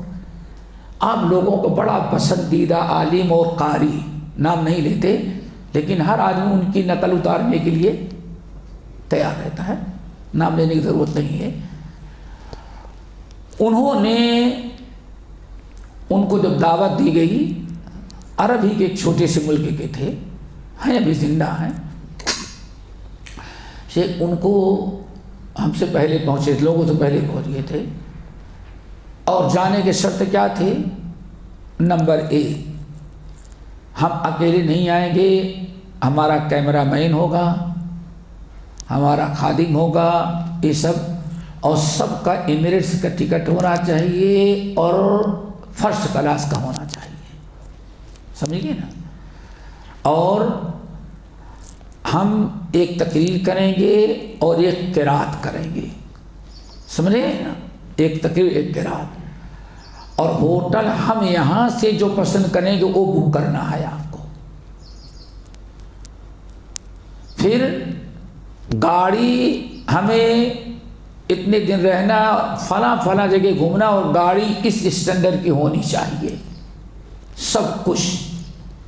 واللہ جب ایئرپورٹ ملبورن ایئرپورٹ پر پہنچا تو استقبالیہ نے ہمیں بتایا، کہا کہ ایسے ہو گیا. جب ہم لوگ نہیں پہنچے تو ان کو کہا گیا کہ آپ جو تو کہتے ہماری ایگریمنٹ میں خطبہ نہیں ہے. واللہ ہمارے ایگریمنٹ میں خطیب کا خطبہ نہیں ہے. ہم نے ایک نماز اور ایک تقریر کا ہم نے وعدہ کیا ہے، ایگریمنٹ اس پر ہے، اس کے علاوہ نہیں. ہوٹل میں رہ کے سوئے پڑے رہے. جمعہ ایک عام آدمی نے پڑھایا گراؤنڈ کے اندر اور وہ خطبہ نہیں دیے. یہ حالت ہے دوستو، ایک دو نہیں. آپ کے ہاں بھی اس لیے بتا دے رہا ہوں کہ یہ بہت زیادہ ہے. ایک جگہ نہیں، دسیوں تجربے ہمیں ہوئے. چونکہ آپ لوگ دائی قسم کے ہیں اس لیے بتا دے رہا ہوں. اجتناب کریں، پرہیز کریں. ایک غیبت چغلی نہیں، اس لیے نام نہیں لے رہے ہیں. بعض لوگ ہم کہہ رہے ہیں کچھ جگہوں میں یہیں انڈیا میں کانپور میں کانفرنس ہوئی، گراؤنڈ میں 45 منٹ ہمیں ٹائم دیا گیا. ہمارے بعد جو مقرر تھے آپ لوگوں کو پسندیدہ، ان کو 1 گھنٹے کا دیا گیا. چونکہ ہمیں سفر کرنا تھا، لکھنؤ ایئرپورٹ پہنچنا تھا، میں نکل گئی پہلے کر کے، لیکن گاڑی میں بیٹھ رہے تو پتہ چلا کہ ہمارے بعد والے مقرر ٹھیک 52 منٹ پر ختم کر دیے. گھنٹہ پورا نہیں کہ کتنے 52 منٹ میں ختم کر دیے. لوگوں نے کہا نہیں ہم نے ابھی دیر تک کا پرمیشن لیا ہے. کہا نہیں، ہر منٹ کا جتنا ہمارا حساب تھا آپ نے جتنا دیا ہے ہم نے پورا کر دیا ہے، یعنی منٹوں کا حساب ہے. اعظم گڑھ کا واقعہ ہے، ایسے ہی میں گزرا تو لوگ بتائے وہاں یہ ہے 1 گھنٹے کی تقریر کا ٹائم رکھا گیا تھا، 35 منٹ میں تقریر ختم کر دی گئی. لوگوں نے کہا اور قوم کہا کہ میں نے جتنا معاملہ طے تھا ہم نے حساب لگایا تو 35 منٹ بنتا تھا، میں نے 35 منٹ کر دیا. یہ حالات اس وقت ہمارے ملک کے ہیں، اور لوگ ایک دیوانگی اور بہت ایک عجیب سے بات ابھی کہا ایک صاحب ساؤتھ انڈیا میں ایک اسٹیج پر تقریر کا اعلان ہوا. ہم سے پہلے ایک اور خطیب تھے ساؤتھ انڈیا کے، تو انہوں نے اپنا وقت ہم کو دے دیا. لیکن بڑی عجیب سی بات، ہم سے پہلے تقریباً 1 مہینہ پہلے کچھ کم ہی بڑا دھواں دھار ہوائی فیر کرنے والا وہ کبھی ماشاءاللہ بامبے کے اندر بال ٹھاکرے سے ٹکر ہو رہی ہے، کبھی ان سے ٹکر ہو رہی ہے، کبھی امریکہ کے صدر کا مقابلہ کر رہا ہے، سمجھ گئے نا. اللہ ان کی تقریر ہوئی تھی، تو جس عالم نے اپنا وقت ہمیں دیا ہم سے پہلے کھڑے ہوئے، انہوں نے بڑی ایک عجیب سے بات کہی، وہ یاد رکھ لیں. کہا ایک دل کا ذوق ہے اور ایک کان کا ذوق ہے. بڑی زبردست بات کہی. ایک کان کا ذوق اور ایک علماء ربانی جب تقریر کرتے ہیں تو گرچہ وہ بھیڑ بھاڑ نہ ہو، لیکن ان کی باتیں دل کا ذوق ہوتا ہے، دل میں تبدیلی آتی ہے، ایمان تازہ ہوتا ہے، اصلاح کی کچھ فکر ہوتی ہے، اللہ کا خوف پیدا ہوتا ہے. یہ ہے کہتے قلب کا ذوق. اور ایک کان کا ذوق. کان کا ذوق سے بھی یہاں تک کچھ لطیفے ہوں، کچھ جنسی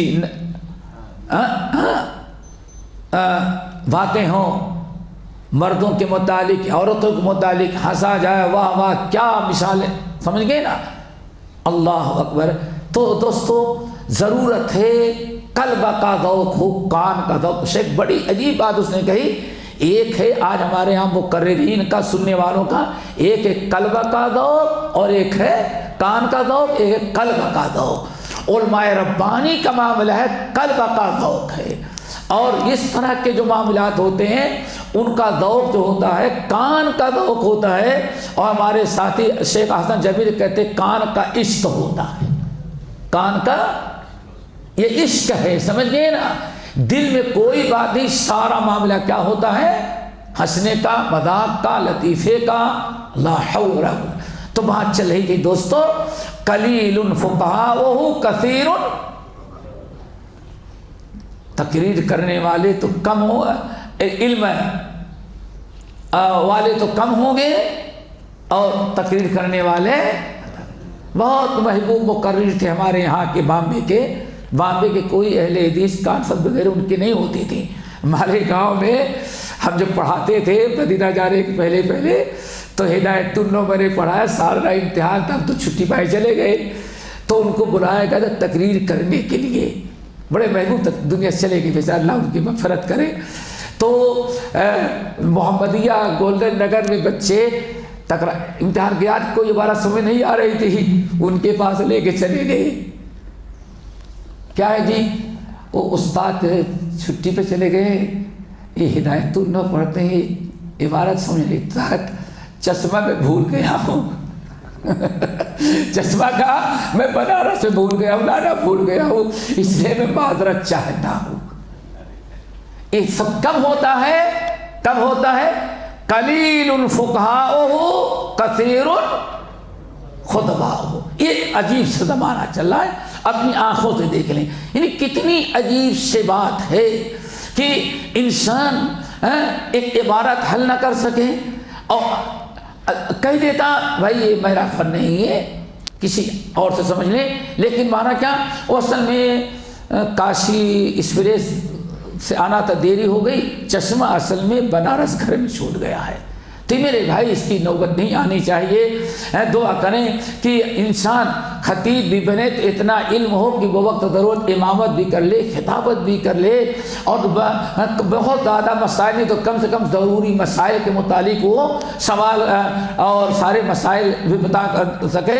تو حضرت عبداللہ بن مسعود رضی اللہ عنہ کہتے ہیں یہ حالت ہوگی، پھر سوال کرنے والے زیادہ ہوں گے اور دینے والے کم ہوں گے۔ اور سب سے بڑی چیز الہوا فیہ قائد للعمل، اس وقت ہوا کے دو معنی آتے، ایک تو نفس پرستی، اور اہل علم کہتے ہیں بدعہ کو بھی اہل ہوا کہا جاتا ہے۔ ہوا کیوں؟ ہوا کے معنی آتے ہیں اوپر سے نیچے گرا دینا، والنجم اذا ہوا، ستارے جب گرتے ہیں جھڑ جاتے ہیں، اللہ اکبر۔ تو چونکہ بدعتی جو ہوگا اس کو جہنم کے کنارے رکھ کے جہنم میں دھکیل دیا جائے گا، اس انجام کے اعتبار سے بدعت کو بھی کیا کہا جاتا ہے؟ ہوا۔ اسی لیے محدثین باب ما جاء فی مجانبۃ اہل الہوا، اہل الہوا والمحدثات۔ تو ہوا ایک ہے نفس پرستی اور دوسری شکل ہے بدعت کی۔ تو اور تقریباً آج دیکھتے ہوں گے کہ یہی معاملہ چل رہا ہے، اللہ اکبر۔ لیکن یہ بھی یاد رکھو، یہ بڑی پیاری بات کہی آخری، اعلموا، اچھی طرح سے یاد رکھ لو، ان حسن الحدی فی آخر الزمان خیر من بعض العمل۔ ان الحدی یعنی حدی سے مراد حدی الصالح، الحدی الصالح۔ امام بخاری رحمۃ اللہ علیہ نے کتاب الادب کے اندر، صحیح بخاری کتاب الادب میں ایک باب قائم کیا، باب کتاب اللباس، کتاب الادب، باب الحدی الصالح والسمت الحسن۔ دو چیزیں ہیں، حدی صالح کیا مطلب ہے؟ نیک لوگوں کے طور طریقے، انبیاء، صحابہ، تابعین، سلف۔ الحدی الصالح نیک لوگوں کے چال چلن اور نیک لوگوں کے طور طریقے، ان کے کردار، ان کے گفتار، ان کی شکل و صورت کا اختیار کرنا۔ حضرت عبداللہ بن عباس کہتے ہیں آخری زمانے میں تمہارے بہت سارے نیک اعمال سے بڑا ثواب ہوگا ہدی الصالح اپنانا۔ آج ایک فتنے کا دور ہے، جس کو دیکھیں بھائی لباس میں کیا رکھا ہوا ہے،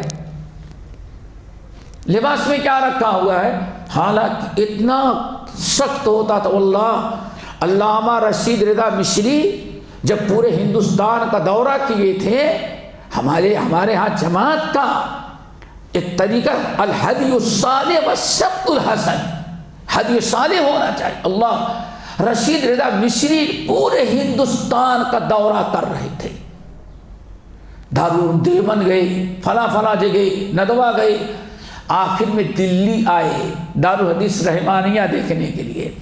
دارالحدیث رحمانیہ میں جب پہنچے تو ناظم اعلیٰ جو تھے دارالحدیث کے، وہ استقبال کے لیے کھڑے تھے، بہت خوش ہوئی، آفس دکھایا، یہ دکھایا، لائبریری دکھائی۔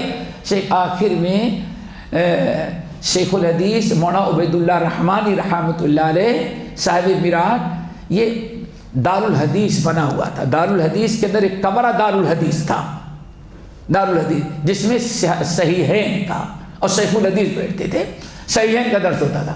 شیخ الحدیث مولانا عبید اللہ رحمانی رحمۃ اللہ درس دے رہے تھے۔ ناظم صاحب علامہ رشید رضا مشری کو لیے اور ان کا شوق ہے کہ دارالعلوم میں انور صاحب کشمیری حدیث پڑھا رہے تھے تو ان کے درس حدیث میں گئے، وہاں کا دیکھا، جہاں جاتے تو نادم صاحب کو شوق تھا کہ ہمارے دارالحدیث رحمانیہ کے ہمارا بھی شیخ الحدیث خود پڑھ دیکھیں۔ تو یہاں ایک تو بتا دیں، جب دارالعلوم دیوبند میں گئے، انور صاحب کشمیری کا درس سنا، تو انور صاحب کشمیری کا درس سننے کے بعد علامہ رشید رضا مشری کہتے ہیں ہاں حل الحدیث تو یکون حنفی، کیا حدیث بھی حنفی ہوتی ہے؟ تو بڑے دھڑلے سے جب نہیں حدیث تو حنفی نہیں ہوتی، لیکن جب دیوبند میں آتی تو حدیث کو ہم حنفی بنا دیتے ہیں۔ یہ جواب تھا علامہ رشید انور شاہ کشمیری کا۔ تو بڑا شوق تھا نادم صاحب کو کہ ہمارے یہاں کے درس حدیث محدثانہ انداز تھا۔ تو نادم صاحب دروازے پہ کھڑے ہوئے، شیخ الحدیث پڑھا رہے تھے، تو کہا کہ ہم چاہتے ہیں کہ آپ درس دیں اور علامہ رشید رضا کو آپ کا درس سنائیں، زیارت کر لیں۔ واللہ الحدی الصالح، شیخ الحدیث نے کہا نہیں، پورے دکھائیں، ہم آ کر کے مل سکتے ہیں، لیکن اس دارالحدیث میں ان کو داخل ہونے کی ہم نہیں اجازت دیں گے۔ سوچو ذرا سا، کہتے ہیں ان کو ہم اجازت نہیں دیں گے۔ کہا نہیں بس آپ درس دیں، سن لیں گے۔ کہا نہیں، داخل ہونے کوئی سوال ہی کہ میں اجازت دوں۔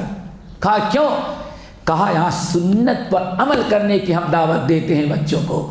رشید رضا کی داڑھی کٹی ہوئی سنت کے خلاف ان کی داڑھی ہے، یہ سنت کا تمسک تھا، الہدی الصالح۔ اور آج ہم اہل حدیث کہتے ہیں بھائی سب کچھ داڑھی میں تھوڑی رکھا ہے، لباس اللہ تعالیٰ دل کو دیکھتا ہے۔ کس نے کہا صرف اللہ تعالیٰ دل کو دیکھتا ہے؟ اللہ دل کو بھی دیکھتا ہے، عمل کو بھی دیکھتا ہے۔ وَلَٰكِن يَنظُرُ إِلَىٰ قُلُوبِكُمْ وَأَعْمَالِكُمْ، تمہاری ظاہری چیزوں کو بھی اللہ دل کو بھی دیکھتا ہے، باطن کو بھی اور ظاہر کو بھی دیکھتا ہے۔ بستی کے اندر اہل حدیث کانفرنس تھی، شیخ الحدیث اسٹیج پہ بیٹھے تھے، ایک صاحب تھے خسخسی داڑھی رکھتے تھے، نام نہیں لیتا ان کا، تو منتظمین کا اشارہ ہوا کہ ان کو بھی ٹائم دے دیا جائے۔ شیخ نے کہا کہ نہیں، ان کو ہم اسٹیج پر نہیں کھڑا کریں گے، دعا کرو ہمارے اندر یہ بیداری آئے، ہم ان کو نہیں جا دیں گے۔ لوگوں نے کہا کیوں؟ کہا کہ یہ اہل حدیث اسٹیج ہے، سنت کے مطابق عمل ہوتا ہے، ان کی داڑھی کٹی ہوئی ہے، ایسے انسان کو ہم اجازت نہیں دیں گے کہ آ کر کے اسٹیج پر خطیب بنے اور لوگوں کو نصیحت کرے۔ اللہ اکبر۔ پڑوسی ملک میں ایک نے داڑھی کٹائی، علامہ کا لقب ملا، اس کی نقل میں سب کی داڑھیاں اونچی ہو گئیں۔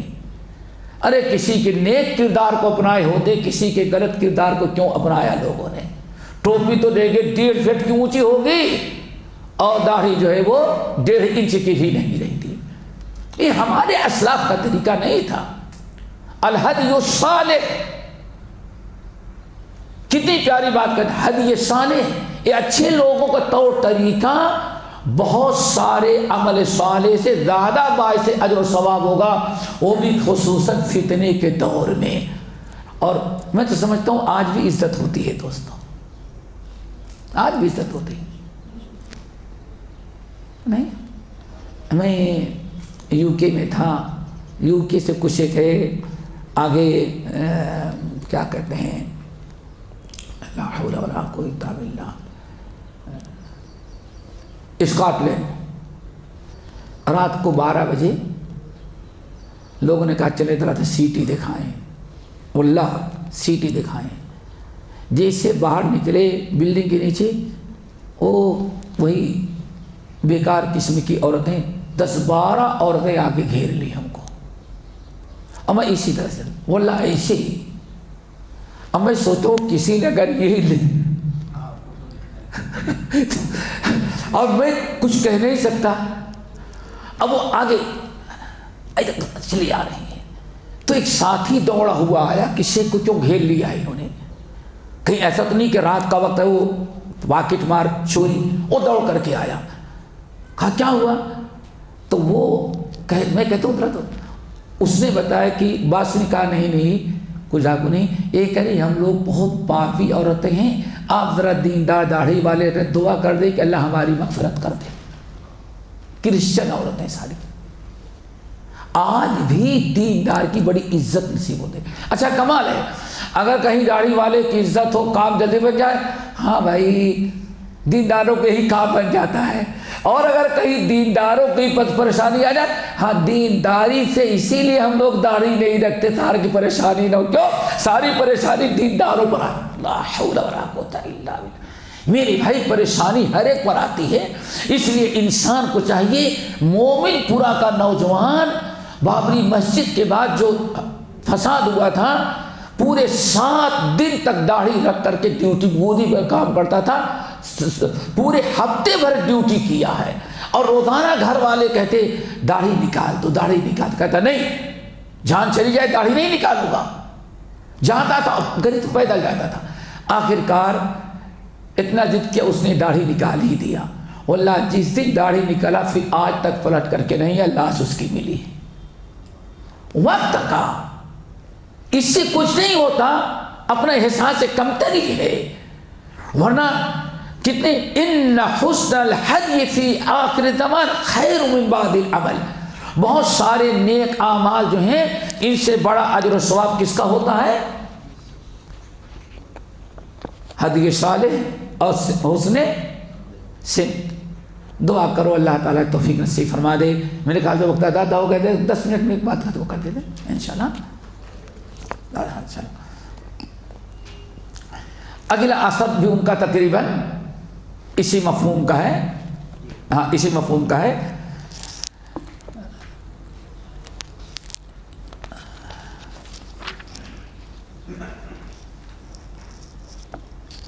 اس میں بہت ساری باتیں ہیں، ایک تو آگے بڑھیں دیکھیں صفحہ نمبر 15 پر ایک بڑی اہم چیز آئی ہوئی ہے، بلکہ یہ بھی ام الفضل والا اثر بھی بڑا اہم ہے۔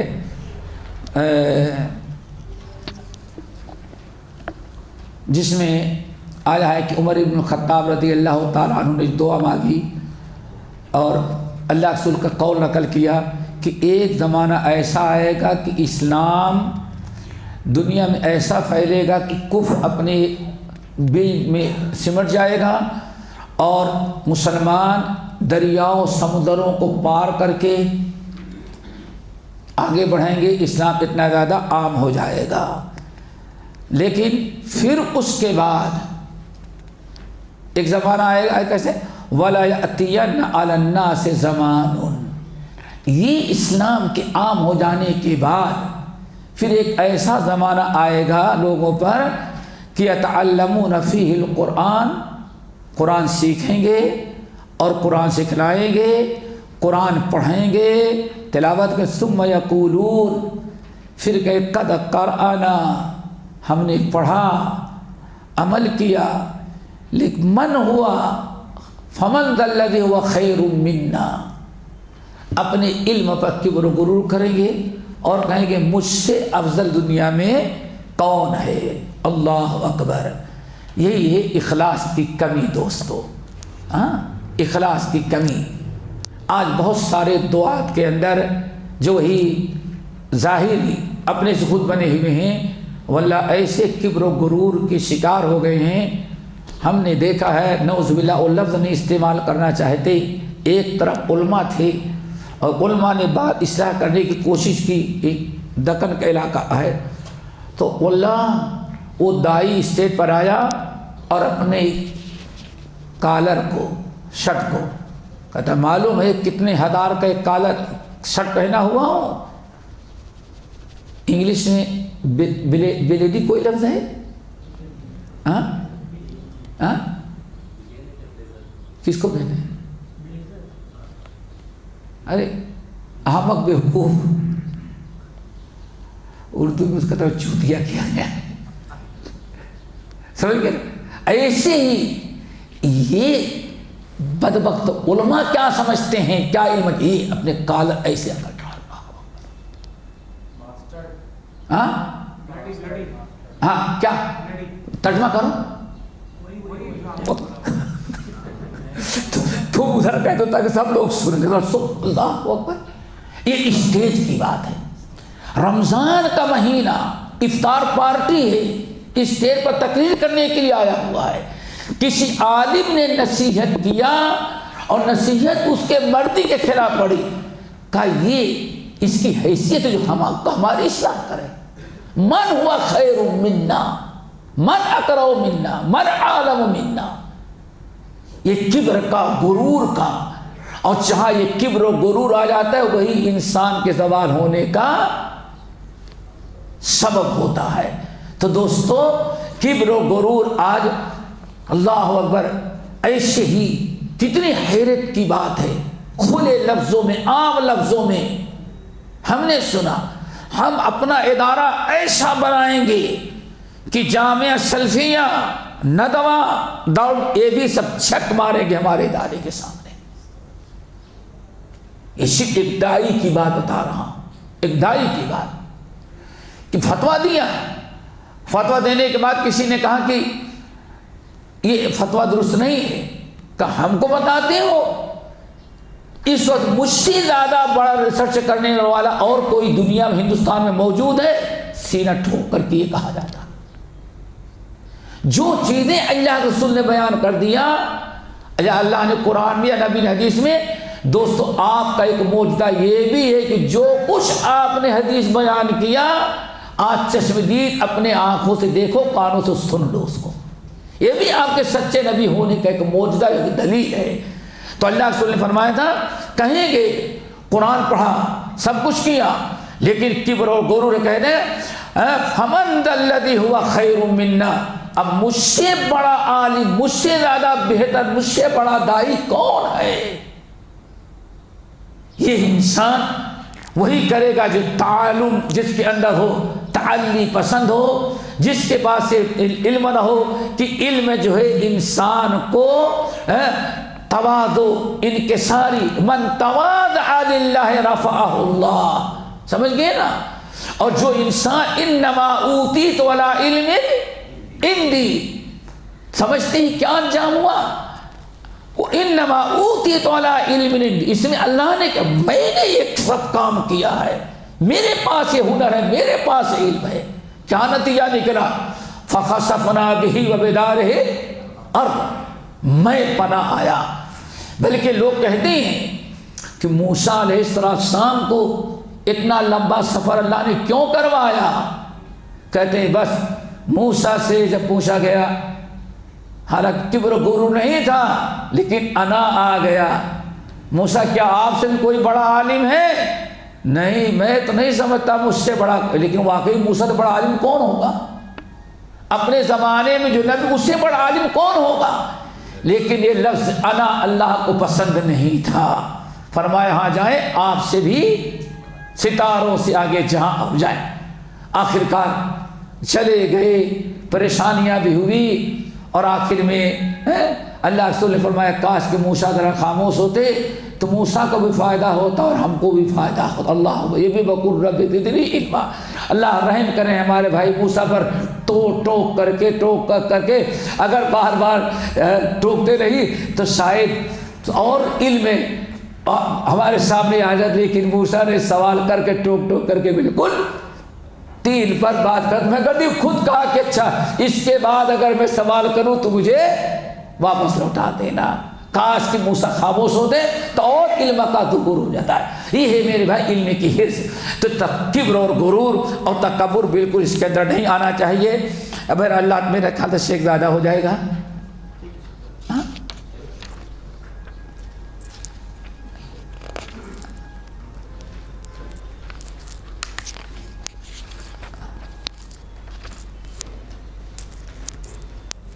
ضرورت ہے ہو جائے گا نا؟ نہیں پھر کہ بھائی انشاءاللہ چلیں چلو, چونکہ ہر ساتھی اپنا ٹائم فکس کر کے آیا ہوگا نا. چلو بس دعا کرو کہ اللہ تعالی ہم سب کی بیٹھک کو قبول کرے اور ایسے بار بار بھی بیٹھنے کی توفیق دے. اور سب سے بڑی خوشی ہوتی طلبۃ العلم آپ جیسے لوگوں کے ساتھ بیٹھنے میں. اور یہی وَاصْبِرْ نَفْسَكَ مَعَ الَّذِينَ يَدْعُونَ رَبَّهُمْ بِالْغَدَاةِ وَالْعَشِيِّ يُرِيدُونَ وجہ، اس سے زیادہ خیر و برکت کوئی مجلس نہیں ہوتی۔ ہم شیخ کے بھی شکر گزار ہیں اور شیخ عنایت کے بھی اور آپ حضرات کے بھی کہ ایسا موقع ملا بیٹھنے کا، کچھ تبادلہ، اور سب سے بڑی چیز ملاقات ہوئی۔ اللہ تعالیٰ خوش رکھے، علم و عمل میں سب کی برکت دے، اور تھوڑا سا ہمارے حق میں دعا بھی کر دیجیے گا آئندہ۔ چلیں بارک اللہ حافظ۔